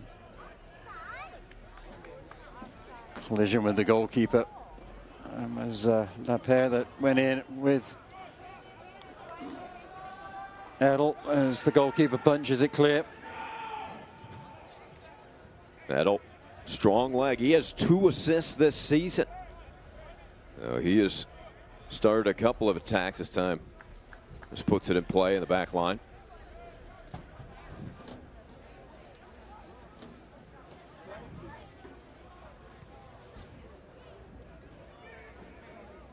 Lappert sky high. That was a clever ball forwards. Seemed innocuous, but it had enough hang time on it to allow Jennings to run under the ball, put the back defenders for UConn under pressure. Takeaway by Ngog. Waitman takes exception to that. Getting testy out there, very physical. Under 20 minutes now. Dawkins. Jennings turns, could not get an angle there.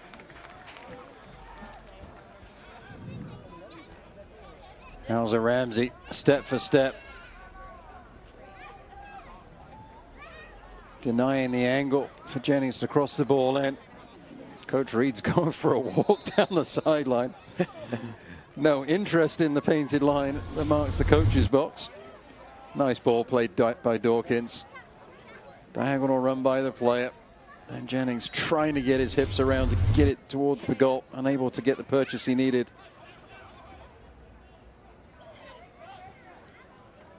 Jope spins that. Waitman collects.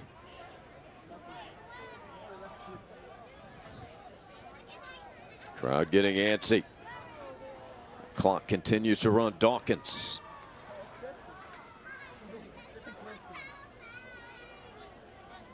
Oliveris. Dayon Harris with some daylight ahead of him. Oh, sweet move to his back to his left. And then that attempt scooped up by Edel. Harris had to slow things down. There was only one player up with him, even though it was Mbaki Jam. There was 5 white shirts in front of Harris and surrounding Mbaki Jam.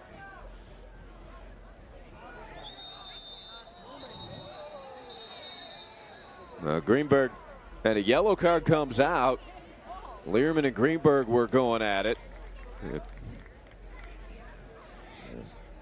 Both teams getting feisty. Well, the emotions are high with so much on the line. And Greenberg gets up. The blood rushing to his head. Learman, I think, putting his hands around the face of Greenberg, was actually trying to calm the situation, but you can't do that. You can't put your hands on the opposition, and that's why he earns the yellow card. I saw Greenberg. It looked like he actually patted him on the shoulder. The two were getting along there at the end, but like you said, it doesn't look good from the official's perspective. You put your hands on somebody's face. And certainly from the initial blowing of the whistle for the foul, I don't think the referee was going to his pocket. But as soon as the arms went up, the hands went up, the referee started blowing the whistle again to try and diffuse the situation, and the hands in the pocket immediately pulling out the yellow.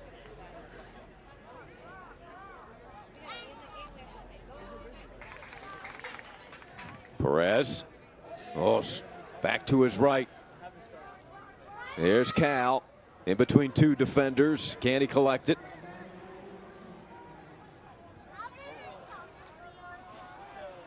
Waitman. Louis again. Barry on the inside. Oh, nice give, but just couldn't connect with Adu Pepra. It was the right idea, just the connection didn't come off. UCF doing such a good job of keeping the ball alive through multiple phases in the attacking half. Still can't get that killer blow that they need in the attacking third.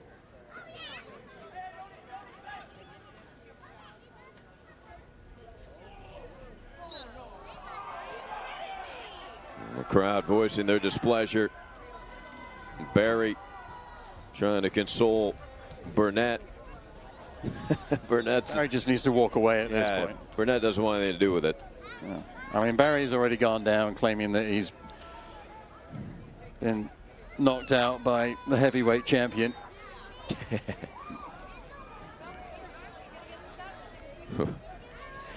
Right now, UCF, they just need to be smart and move away. Don't get caught into the mind games. Yeah, Burnett, very familiar with the turf here at UCF Soccer and Track Stadium.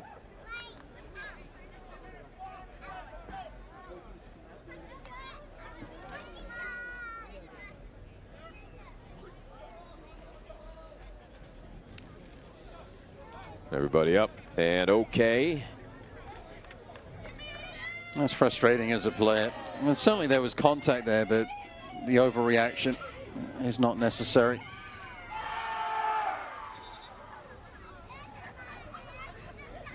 Crowd trying to get energized here.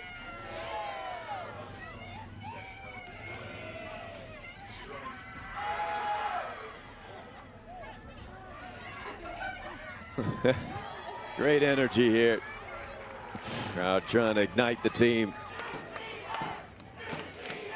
Got the spelling right, just didn't know what the end of the chant was.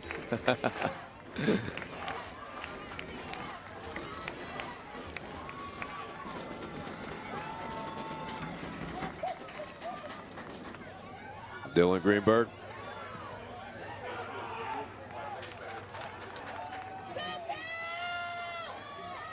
Hauser Ramsey can't shake him. Defensive Player of the Year. Here comes another example of Jennings' work up top defensively. He chases the goalkeeper down when it seemed like it was a lost cause, and yet Jennings doesn't get the ball, but he causes the missed clearance so the rest of the team can get in position to win the second ball that's played forwards. 15 minutes. Can Cal Jennings work a little magic here for the Knights and keep their hopes alive here in the tournament?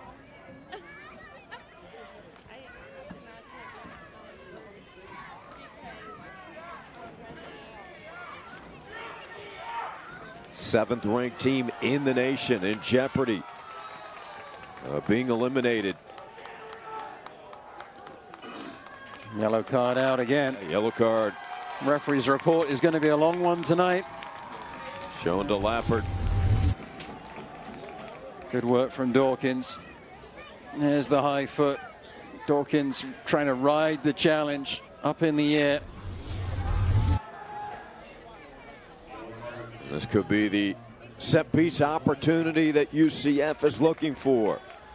Some of the boys just night crowd. Oh, there's a lot of players up there in the wall.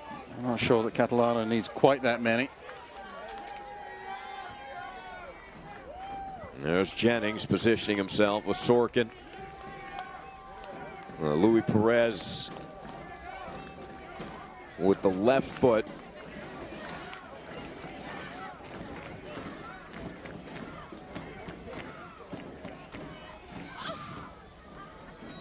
The shot right into the wall.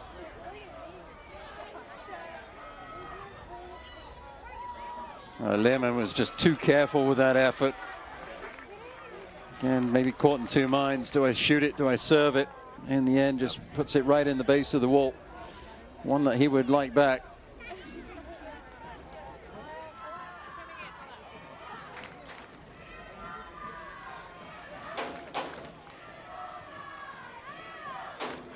Barry.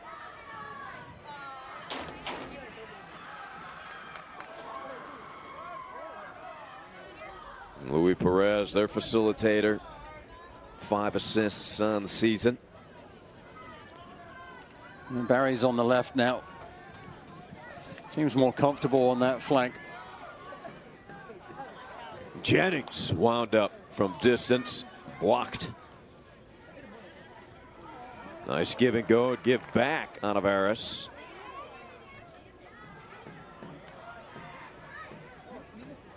Jennings wasn't sure where that ball went. Louis launches upstairs. Oh, another chance getting ready to be organized in front of us. Home crowd trying to give their team all of the advantage that they can. I give these girls credit. They're getting the crowd involved. Shot high and wide. There's some of the Night Nation here. Great work by our camera crew here. L2 Productions and the American Digital Network. There's Cal. Back to his left. Kept it alive against multiple blue jerseys. Jennings working hard. He's a targeted man, isn't he, Matt? I mean, he is. He's had a lot of attention from Lampere and Hauser Ramsey.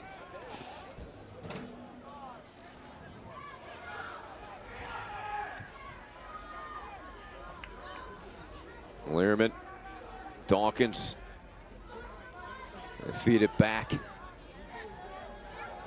Sorkin. Got to find some width from somewhere. Barry. Oh, gave that pass away. Burnett didn't see him. Under a dozen minutes to play.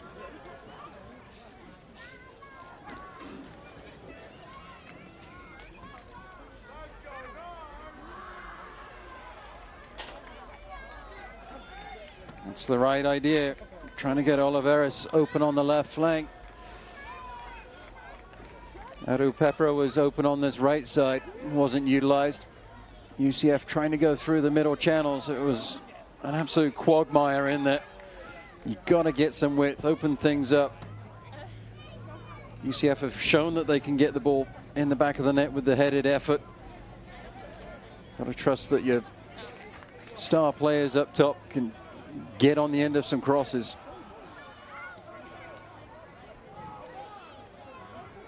Well, 11 minutes. Adu Pepra. UCF trying to build here. Perez in between two defenders. Tracking. Great turn. Taken down. No call.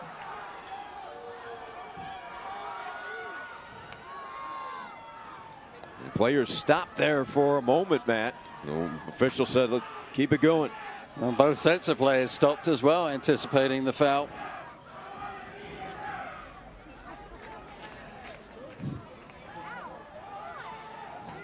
Shot. Way off target. Oliveras through traffic, trying to find a way to get the ball on target, unable to do so.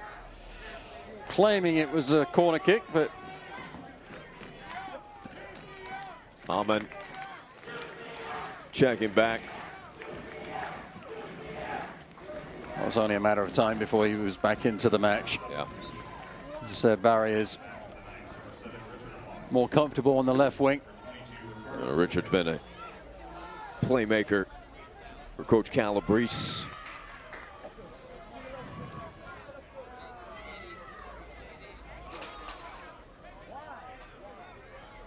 The joke heading into the corner. He's played more minutes in this game than he did on Tuesday, has Joe. Fano had played such a good match coming off the bench. We've only seen him for a cameo role tonight.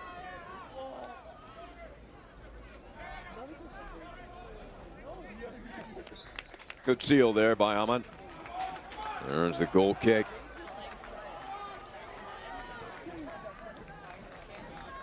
Right up the middle. And there's an example of the half turn. This time Sorokin getting the ball, leading it up the pitch. If he needs to, he can then use that foot to come back defensively. But there was nobody around him, so he's able to just keep the play going in the direction he wanted, and that's towards the opposition net. Missed touch there. UCF fortunate to retain possession.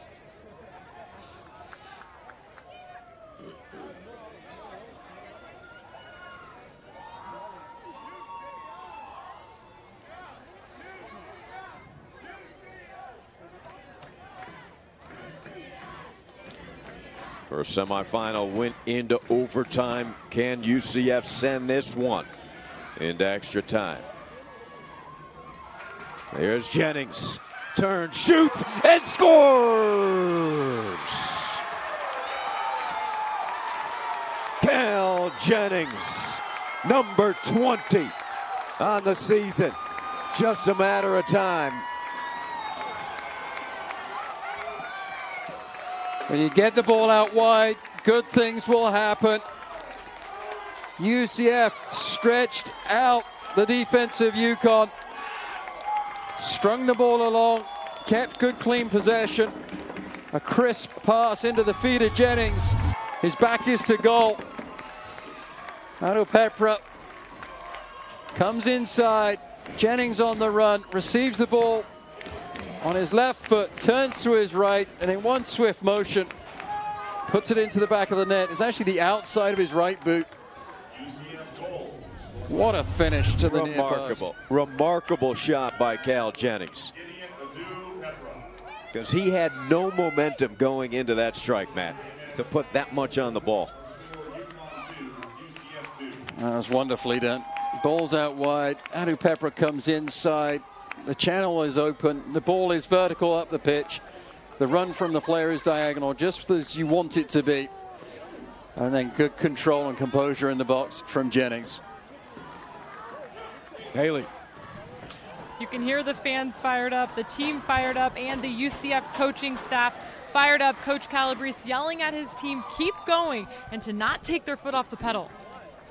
Thank you, Haley.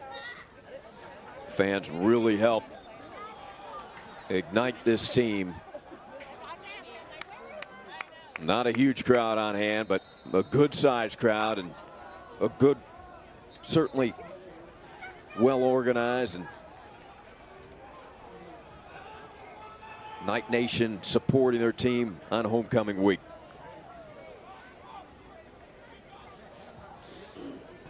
It's important for UCF not to let the momentum slip now. A lot of energy gets expended trying to come back into a game. And a lot of energy also gets expended trying to defend a 2-0 lead, which has now slipped away from the Huskies. UConn knows all about big crowds. They are one of the best in the nation, leading the conference in attendance. Coach Calabrese, he has tied it at 2. Here comes Venner. Ray Reed going to his bench, pensively looking on, wondering if he can unlock some magic with 6 minutes remaining. Nope, Cal Jennings stepped up to tie it. And for UConn, will it be Baki Cham stepping up for the Huskies to win it? Baki Cham, 3 assists and a goal already through these 2 games. Barry may be cramping. Some strange stoppages in play tonight. Pretty wonderful that the game has been able to maintain the standard of play considering the stoppages. Yeah, we've had some lengthy ones, haven't we? You think about the one that led to or happened right before the first UConn goal. I mean, that was a 3 or 4 minute stoppage. There's been several of those. Of course, in the college game, the time is kept not on the field, it's kept by the scorers. The referee indicates whether he wants the clock stopped or not with the crossed hand signal. So we don't get the treat in this match of the 4th official holding up a scoreboard with several minutes added on to indicate stoppage time, as we would in a professional game. Tabu Berry limps off. He's replaced by Oliveros.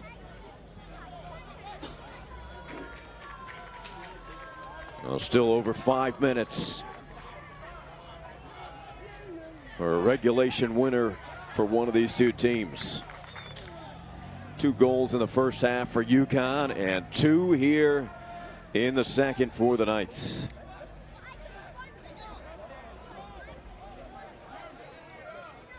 These 2 teams played to a scoreless tie here earlier in the season on the 12th of October. It appears they may be going in overtime again in this one, tied at 2.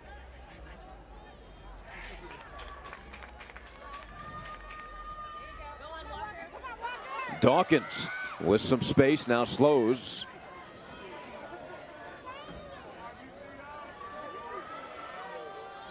Perez lost his balance.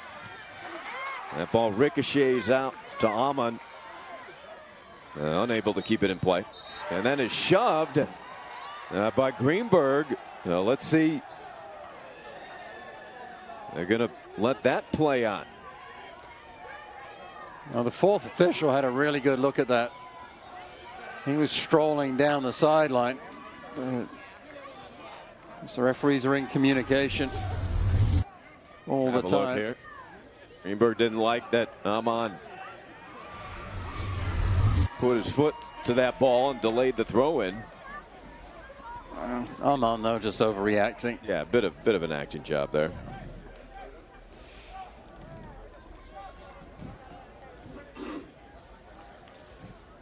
Both teams have got some players who've got the flopsies. 4 minutes. NBA season started, hasn't it? NBA season started? Yeah, about the flops. The flops. Yeah, they're supposed to tee you up when you do that now in the NBA. Oh yeah.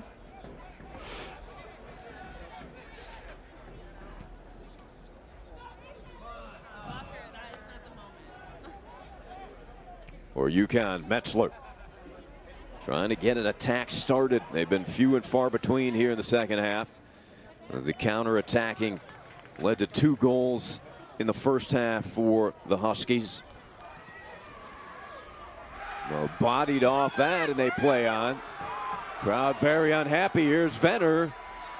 Cole to his right, shoots, and wide left. UCF furious here. You see Edel coming way out to argue. I think they have a case because Perez was just ridden off that ball from behind. Bennett snatching his shot. Hernandez coming in to put pressure on.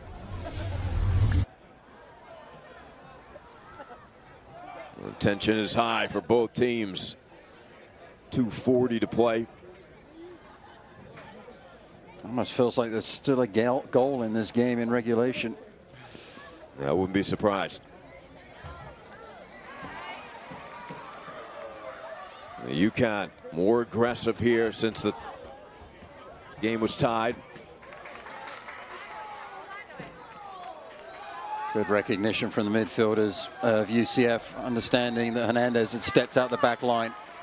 Jennings to his left, puts it across. Nobody there, trying to keep it in play. Amon able to retrieve it.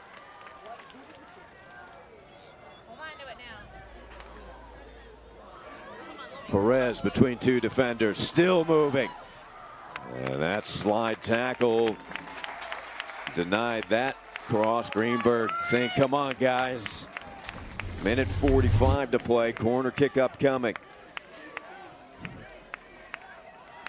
Wonderful play from Perez. Tiptoeing into the box. Wins the corner kick.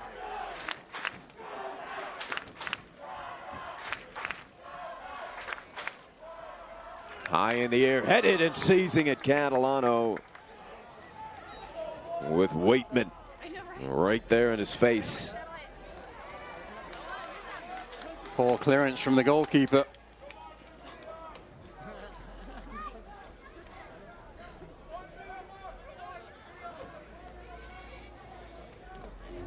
Sorkin under a minute. Learman blasts.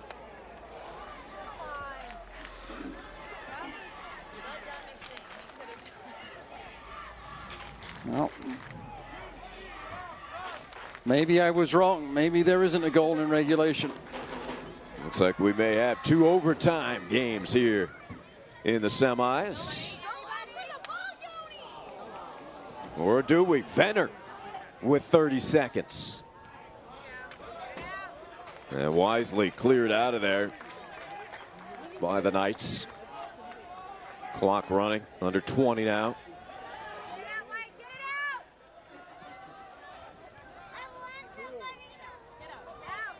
Venner trying to keep it in play, but that should bring regulation to a close. So the UCF Knights do indeed battle back, Matt, and tie this matchup, sending it to overtime after trailing 2-0 at the break. Now let's look at the tying goal, I believe, coming your way. Here on the American Digital Network. There it is, Jennings. Spectacular. And we are going OT. UCF and UConn.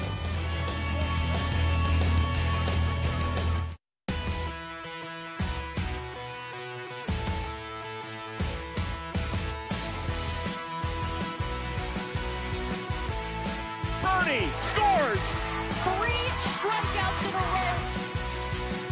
dominance for a fourth straight year. Hueso from 30. Unbelievable. And be able to celebrate this type of championship.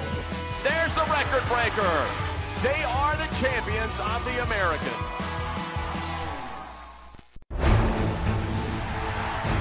More than 7,000 student athletes rising to become champions in 22 different sports at 13 esteemed institutions across 11 states. 360,000 students and 2.6 million alumni rise up in celebration of a Power Six conference known as the American, powered by determination. In just 5 seasons, storied programs have united as a Power Six conference. We've watched record breakers, All-Americans, and victories that prove we are not only equal to the best, but often better. Can you imagine what's ahead for this Power Six conference? We can, because the best way to predict the future is to create the future. The American, powered by determination. This is a classroom. This is a lab. This is a study break. This is our backyard. This is home. This is UConn. I got it. Oh, this is big. Wow. This is big.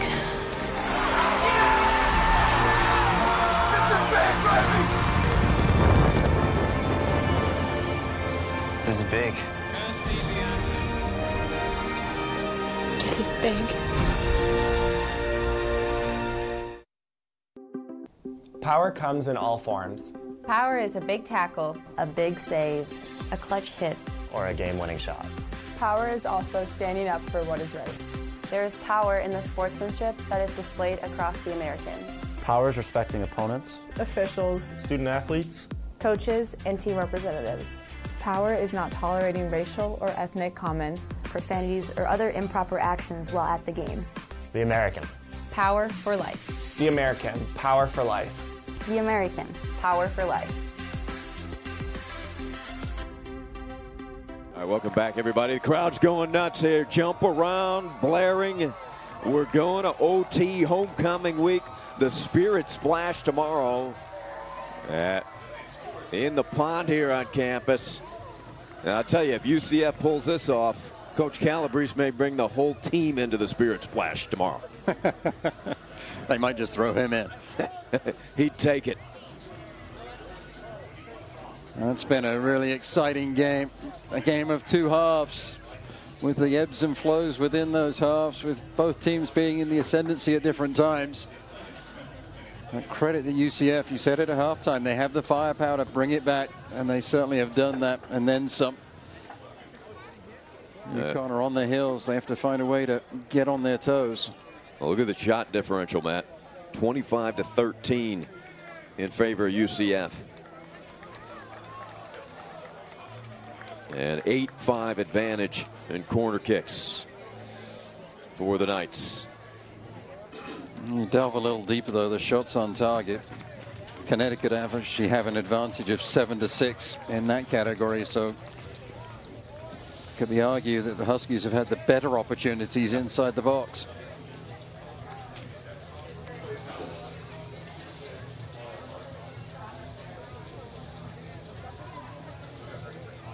Dupeprock credited with an assist, but Jennings has a goal and assist. A goal for Sorkin. And Gog with an assist. Baki Cham with an assist and a goal, and Burnett with a goal as well.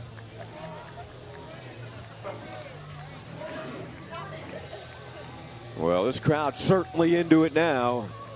We're heading to OT. First semifinal decided in the second overtime. SMU over Memphis 2-1.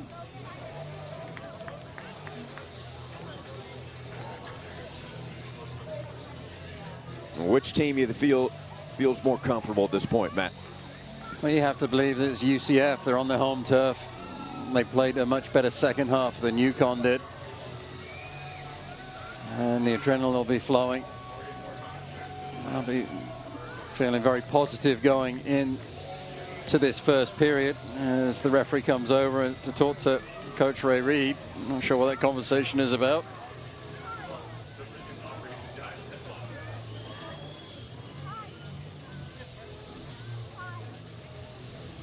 Seems somewhat amiable. It looks like we're ready for action. Will it be the star power to decide it? Jennings, Baki Jam. Who will come out on top and advance to the finals Saturday evening at 7 on ESPN3?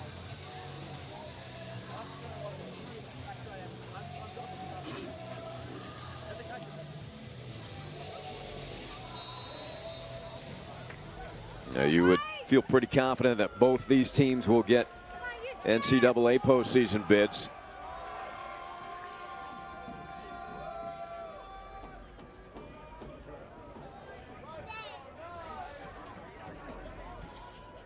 UConn off for the kick.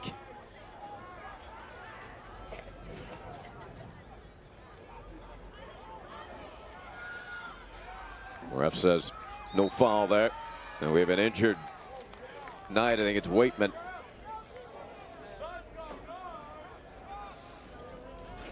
Trying to work his way to his feet. See what happens here. Stepped on his foot, I believe. That does not feel good. Now Zach trying to run it off. Tough kid, tough family. Both parents are stunt doubles. That was no stunt there. Soccer boots don't give you any protection on the top. And he got the full weight of Ngog there, right down no the laces. Benner squeaking through. A blast and upstairs. Baki Jam. Good look there for the UConn star.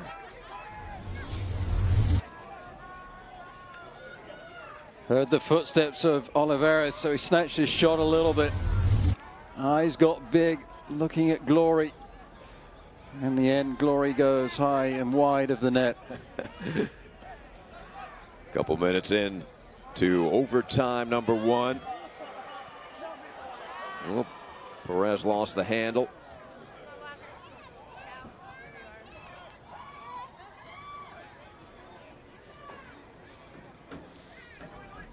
Right now, UCF just need to settle things down a little bit in the midfield. They're losing control of the center area of the pitch.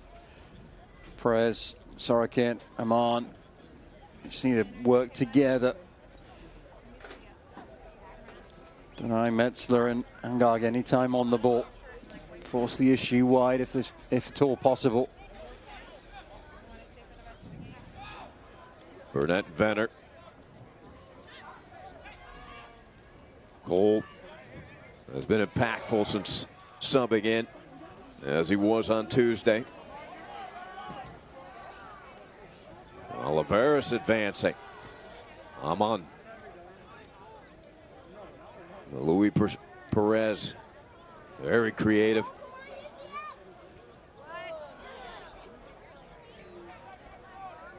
Out of play. It's the right idea, playing the ball out wide, opening things up. Waitman wasn't able to measure the crosses necessary. I think his left foot's doing okay, the way he kicked that ball. Yeah, he appears to be feeling better. Good to see. Zachary Waitman. And Alano blasts that into the night. Sorkin stepped up.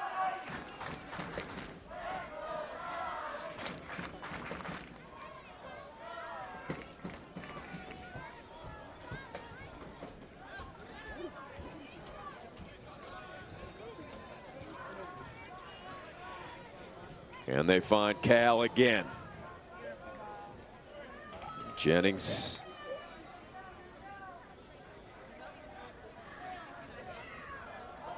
Crossway. Amon trying to settle it to the left. Blocked away.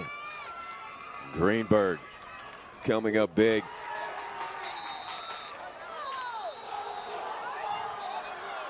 Dylan Greenberg, second team all-conference. He's going to give him a yellow card for what looked like a really clean challenge, just sliding through the player. So Adu Pepra. For my money, we'll see better from this angle. Right. He got the ball, but I'm kind of old school. Today's game, you can't get away with it. The cleats were up, though. I'll give the referee his due. The cleats were up.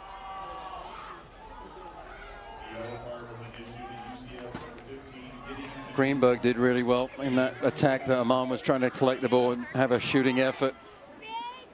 Number 6 kept his hands out of the way. Nicely patient on his defensive effort as well. That's why the ball found its way out onto this near sideline. There's Dylan. Serving it middle of the field, hoping to find Baki Jam.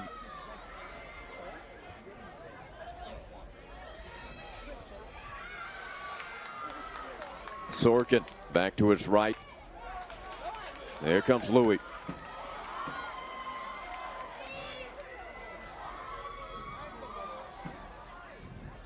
Oliveros.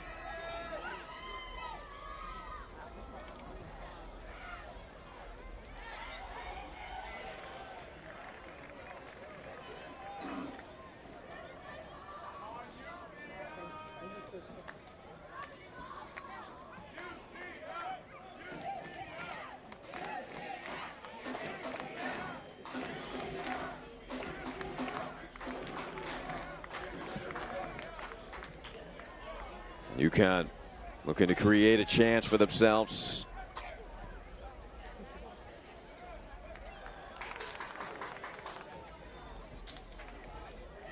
Huskies have got to take better care of the ball. A couple of flashes going forwards, but not really anything to speak of in this overtime period. There's Jennings. Back to the left. The strike. Catalano spillage. Good save by Catalano. He was ready towards that near post this time. That's where Jennings found the back of the net with the equalizer. Receives the ball so well, turns quickly. A little drag back movement. Opens up just a hair's breadth of room for the shot. The goalkeeper does well.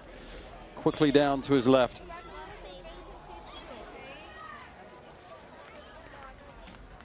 Dawkins trying to move on that one, gets in the way. Goal kick to UConn. The only thing wrong with that whole attack with the Jennings shot was the rest of UCF just stood and watched the play. Hammond departs to a high five from Coach Calabrese. Parabay is in. Gorka senior, goal and assist this season. Well, 6 matches in the American Athletic Conference tournament have gone into PKs. 4 of those 6 in the title game.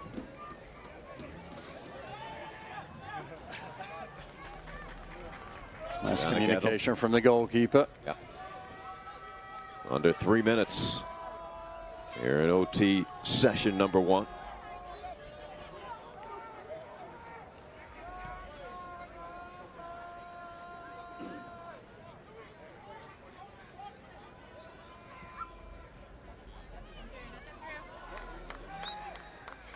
A challenge there.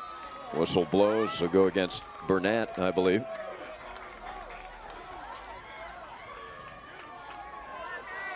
Walker Dawkins accelerating.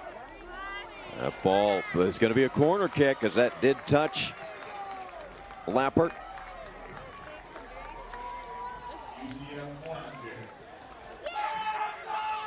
Good to see Dawkins still going forwards. He had that huge miss towards the beginning of the second half. Trying to find a way to get in on the stat sheet himself. Crowd to their feet. Yoni Sorkin tees it up.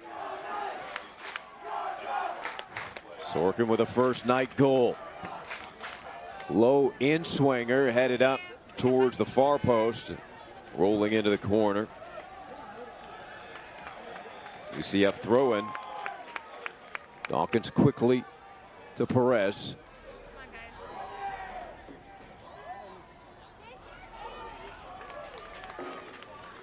Minute 20.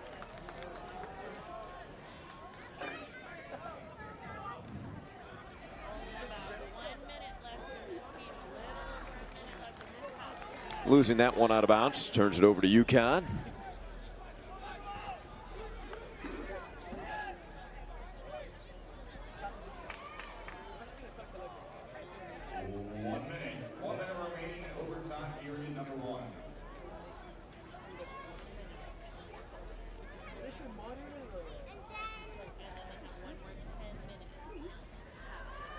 Dawkins turning. Oliveras, the blast, and wide right. Somebody got a piece of it. Good strike by Ricardo. 30 seconds. Take a look here, Matt. Nice pass from Dawkins. Back line, giving the space. I think that came off of Hauser Ramsey. Added up with 12 seconds. Oliveras puts it down, but wide. And that should end the first overtime. And we are heading to overtime number 2, as we did in the first semifinal. SMU won it. And we'll see who comes away. Will the decisive goal be scored here in the second overtime? We're locked at 2. This is a classroom. This is a lab. This is a study break. This is our backyard. This is home. This is UConn. People say we're big. Wow. Well, what is big? This is big. It's an energy. An opportunity. So go on. Dream big. Because big is just the beginning. I got it.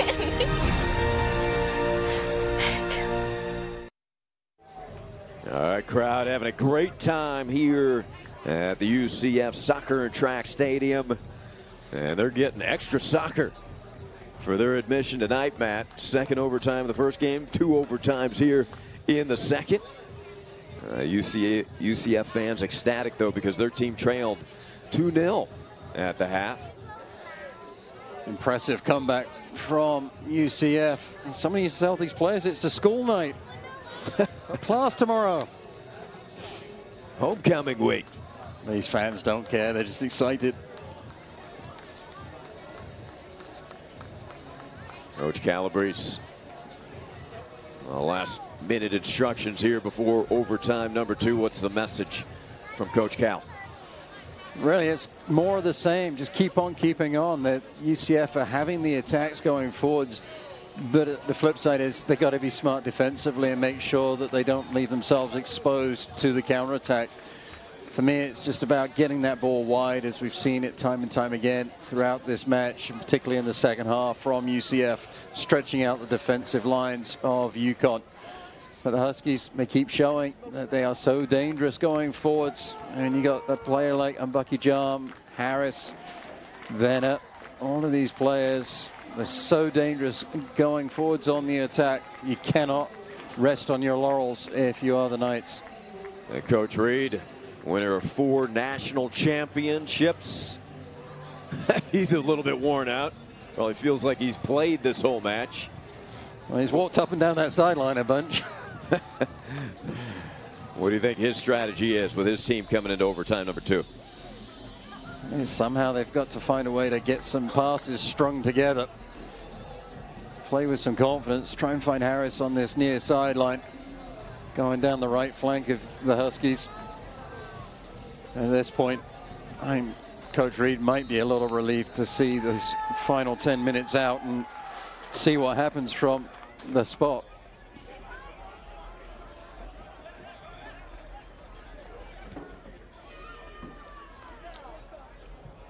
Long ball tracked down and unable to keep it in play was Upper Bay.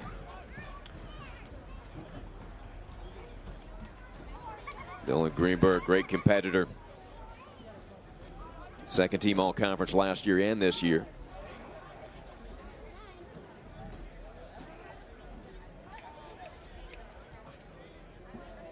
This is what UConn's looking for. Harris. It was a counter-attack, which tallied their 2 goals in the first half. One by Burnett, the other by Baki Jam. Injured player.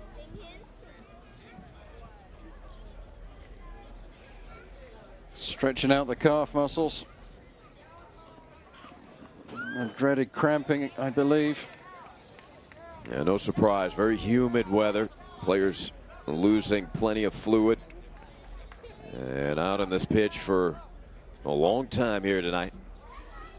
Both these teams, again, we mentioned it. They tied their first outing, so went 2 overtimes. There will be no tie tonight. We'll go to PKs if necessary. One thing that always got me with the cramp is that you feel like you stretched it out, and the moment you relax, it comes right back. So you have to stretch it longer than you think you have to. Yeah, once those cramps hit, it's tough to play on. It really is. They don't go away easily. Not sure who it is that is on the deck.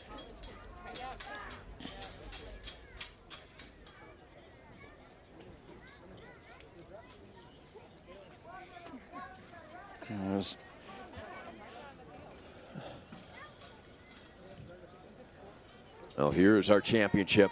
SMU sealed their spot in the finals with their 2-1 double overtime victory. So waiting for the winner here. SMU would like to see this go on forever, wouldn't they? They certainly would. It was a wonder goal that won that match. Philip Pondo with a turning volley that looped over the head of the freshman goalkeeper Parker Lackland, who played really well for Memphis Tigers throughout the tournament. Even got a hand to the ball that finally beat him. Louis, he's got a tough time making it off the field. That's a severe cramp in the left calf, I believe. And well, he's been going back and forth all night long, Matt. Not surprising that his body's breaking down at this point. He's worked really, really hard. He will be missed by UCF, and not only in this overtime, Matt, but if it goes to PKs, he's a very accurate foot for the Knights. You know, he would be on the list of 5 to start the PKs. Respect between the central midfielders. He's getting a little slap of the hand from Angag. Those two have been going up against each other all night long. Midfielder of the year in the conference. Coach Reed and Coach Calabrese looking for an explanation. Good to see everybody smiling at this point.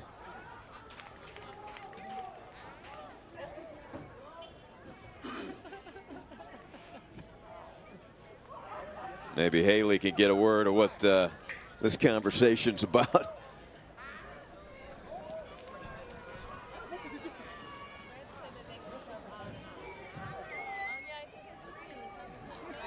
A good shot of Coach Reed.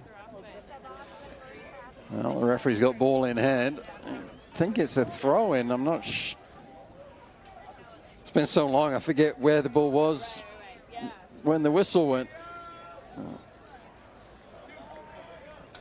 Haley, any word down there? Yeah, guys, the conversation is about if Louis Perez can re-enter the game, and they're saying because there is blood on his uniform that he will be able to come back in. So just a little bit of clarification happening here with the officials and both coaching staffs. Okay. Thank you for the update, Haley.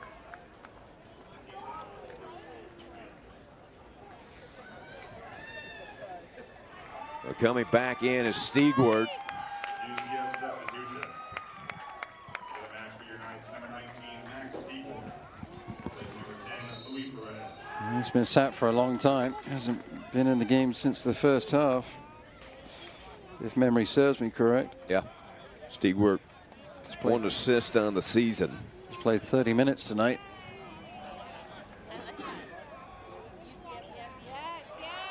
Served into the 18.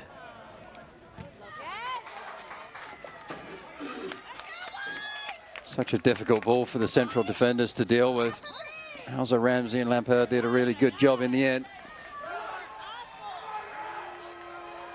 Well, they change directions here. It's UConn's ball.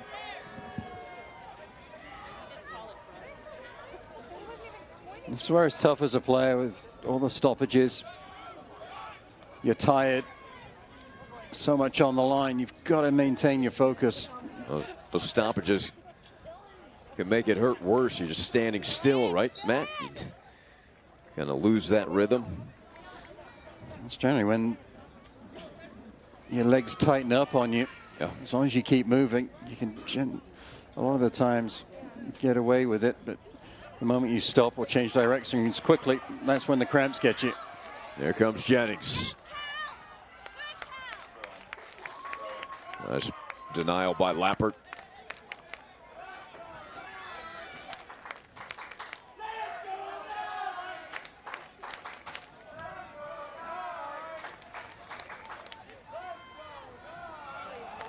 Oliveras lost the handle.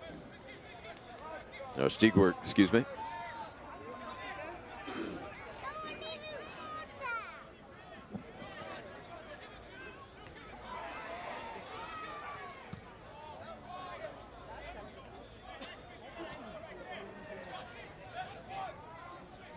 Quick throw in.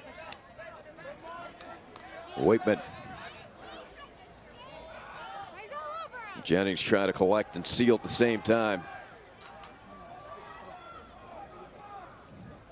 First semifinal decided in second overtime. Will this one be as well?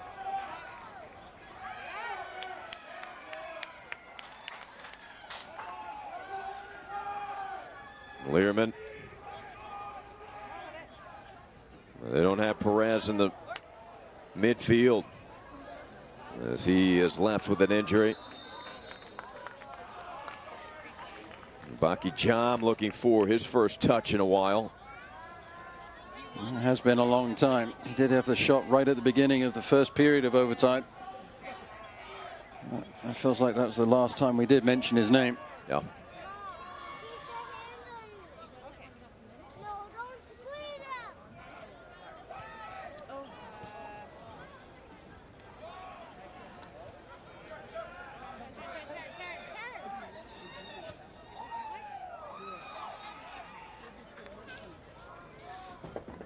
Continue to be impressed with the way Jennings sets the ball when he checks to feet. Straight up the middle. Learman. It's great to see his movement too. You see him checking to feet, realizing he's not to get it, and then in one swift movement goes straight up the pitch. If you're not paying attention as a defender, he's by you in a heartbeat.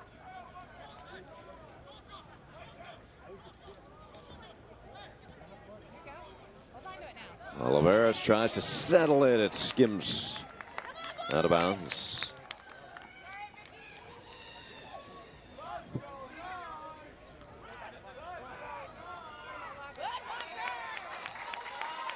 Dawkins going up against Saleh. Halfway through OT number 2.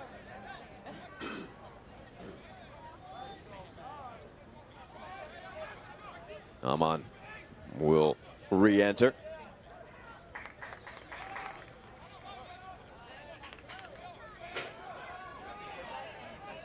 Sorkin turning, creating space for himself. Walker Dawkins, a long blast wide left. And the crowd to their feet with that one. Oh, that looked good in the air. Set up beautifully for him. Receives the ball, turns up pitch. Has one thing on his mind. He has the support outside him. Adu Pepra decides not to utilize him. Has a crack with the right leg. That didn't miss by much.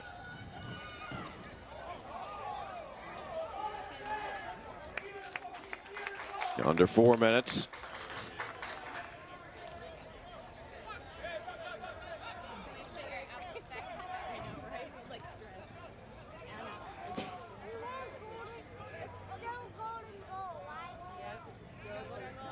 Sorokin's played a good game as well for UCF. Keeps it simple in the midfield. Yeah, he is really steady, isn't he? Watch out here, Harris. What happened there, Matt? He got the touch. Did not unload.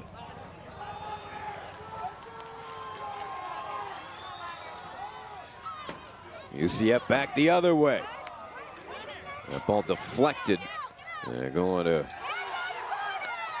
capture it. Oliveira says he was out of bounds, but evidently Catalano kept it in play. It will be a goal kick. Now we saw some fatigue at the other end. Take a look at this Harris, and then we saw a little bit of fatigue from Catalano. Ooh. Just manages to keep it in. So close. Slow to react was the goalkeeper. When he did decide that he didn't want to face a corner kick, he did really well to make sure the ball stayed inside the playing area.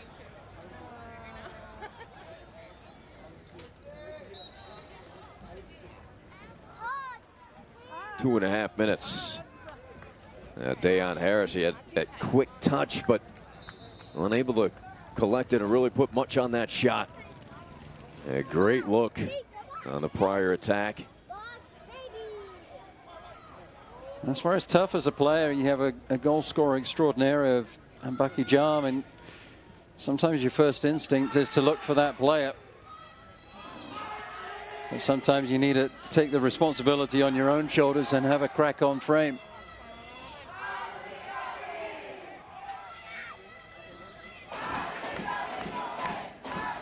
Harris. Good fight by Burnett, but in the midst of 4 white shirts.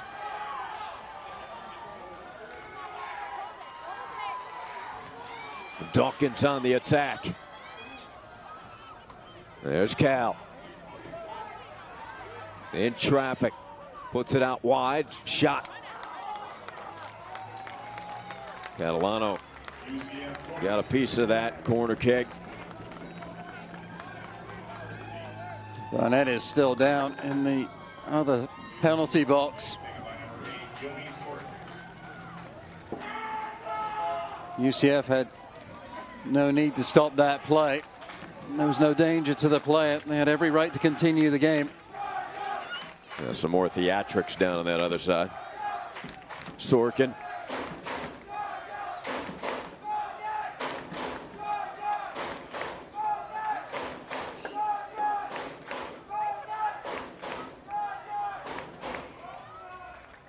Adu Pepra doing a really good job. Hernandez is on a yellow. He's getting a mouthful from Burnett. Adu Pepra just comes over and says, look, go away, leave this alone. We don't need you being sent off right this minute. Yoni, outswinger. Hits the deck and then cleared out.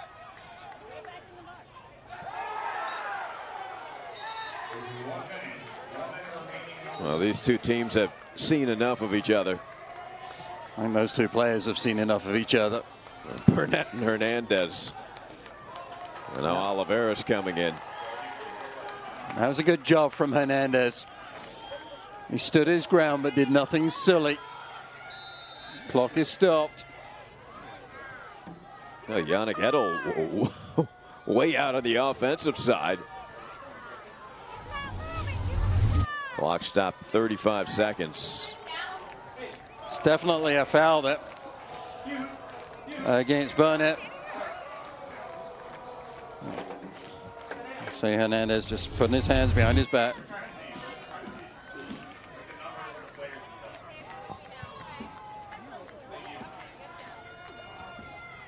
Sorokin looks as his head coach. Where do you want me to put it, coach? They reset the clock to 39 seconds. Gives it to Oliveras rather than hitting it in. Oliveras is into the 18.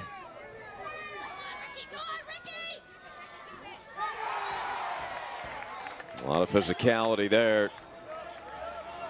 Clock still moving inside 20 seconds. I'll stop it at 14 for a free kick here. Sorokin. Do we have some late second heroics here in the second overtime? He's gone. Sent two players off. Number 8, Sorokin's gone. And Burnett is gone as well. This is huge as far as what will probably take place in about 25 seconds. Yeah, because both these players would be in the 5, wouldn't you think, of particularly Sorokin for sure. And now potentially for UCF losing Sorokin, and Luis Perez is injured.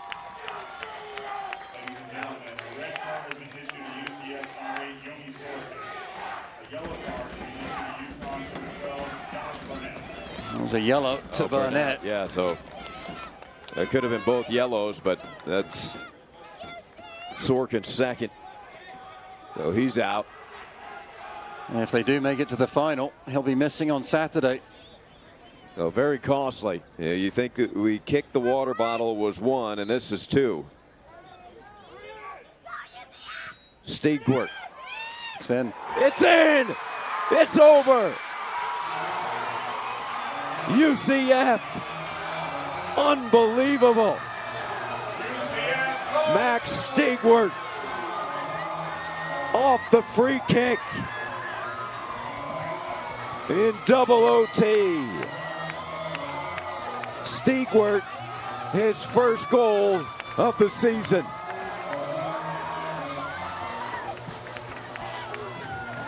Remarkable comeback victory for the Knights as they take down UConn in double OT. 13 seconds left in the game when that ball goes in the back of the net. Stigwart would not have been taking that free kick, but for a second yellow card issued to Sorokin. Oh, so many times I've said it. Put it at the 6, bend it into the far post. Good things will happen. Didn't get touched on the way in. There wasn't a white shirt at UCF within a yard of that ball when it bounced. The goalkeeper was unsighted, and it bounces into the back of the net for the spectacular finish to the game. Multiple bodies in front of Catalano. It was hard for him to locate that ball. Got underneath a leaping UConn defender and bounced in to the corner of the net. What a match. Coach Reed has seen a lot of them, and this has got to be one of the more exciting and up and back emotional matches. A frustrating game for Coach Reed. His team was 2-0 in the lead. Concedes 3, the third being just 13 seconds away from the full-time whistle and penalty kicks. Disappointment for UConn. Jubilant are the UCF players and fans alike. Haley's downfield with Coach. Coach, Max Stigwart with that free kick at the end. How impressed are you with what just happened? Well, I mean, it shows the character of our guys. We were down 2-0 going into halftime. UConn was, they were causing us so many problems. It was chance after chance, and our guys showed the character that is needed to be a championship team in key moments, and we fought our way back, and it took us overtime to win, but we did. We did. I'm so proud of them. I'm so proud of them. They deserve it for that second half performance. They deserve to be able to play on Saturday. Cal Jennings and an assist and a goal tonight to keep your team in this tournament. How incredible of a season has it been so far for Cal? I mean, Cal is an unbelievable human being, a fantastic player. I'm just happy that he's continuing to score goals, and he's just such a threat. He's so important. So, our season's not over. That's the great news. So Cal has more chances to score goals. What can a team win like this do for your group as you continue on in the postseason? I think it builds belief. It builds belief. Here now we're in another situation. We're 2-0 down against a top team. I mean, UConn is an incredible team, and we're able to battle back. And so in whatever situation we go into, I think it gives them the confidence to know that we can pull through and we can come back. Rematch of last year's championship game. How does this team come out on the other end? Well, I mean, at SMU, again, another top team. And our conference has so many good teams. So for me, we just have our identity. And the more we stick to it and the more we kind of play in the way that we try to play, I think the better our chances get. Thanks, Coach. Good luck in the final. Thank you. Great job, Haley, and congratulations, Coach Cal. And there is the other Cal Jennings. He was walking with Baki Jam. Interesting, the two stars walking together. Great to see, and what a match between these two fantastic programs. Max, getting the water dumped on you here, but how incredible is this feeling to be able to put that set piece away in double overtime with just seconds left on the clock? It's a crazy feeling, but we couldn't have done it without these guys, the coaches. We set a game plan in the second half. It's not easy to come down 2-0, but when you got a team like this, nothing's impossible. Who is the team that we saw in the second half and both overtimes compared to that team we saw come out in the first half? Yeah, I think we were just a little slow at the beginning. We didn't really treat it like a semifinal, but it shouldn't take 2 goals to wake us up, but it did, and hey, we came out on top. After being down 2 goals, how much confidence does it give this team as you continue on into the postseason to prove to yourselves that you can come back against a really tough UConn team? Yeah, UConn's a very good defensive team. They're very hard to break down, so scoring 3 goals on them isn't easy. They're one of the best defensive teams in the country, and this just boosts our confidence even more going into the postseason. So. One more game here in the conference tournament before the NCAAs. How does this team win a title on their home turf in front of your home crowd on Saturday? You got to keep doing what we're doing, trust the game plan, and playing SMU, there's a little bit of revenge in that from last year, so we're excited. Thanks. Good luck Saturday. Thank you. All right, Haley, and what a shot put in by Max Stigwart. The pictures say it all. I mean, this one was memorable. Was a very memorable game. It was a wonderful job. UConn jumping out to the early lead, getting the goals in the first half, testing the back line of UCF. And a time when UCF were really in the ascendancy, and then the concentration waned. Burnett getting the first goal of the match, putting it through the wickets. And then the big man, Bucky Jam, had lots of time in the box, puts it into the far post. You can't give him that time and space. But then UCF clawed their way back into the match and found a way off the head of Sorokin, the foot of Cal Jennings, to get back into this game. Dawkins, he won't rue this miss. It could have been a huge moment in the game, and it wasn't. That was a huge moment to tie it from Jennings. The smile says it all. We go into overtime. And then the magic at the end, bending it in at the far post. The young man, Stigwart. That was the game winner. UCF advances with a double OT win. They play SMU on Saturday at 7 in the championship.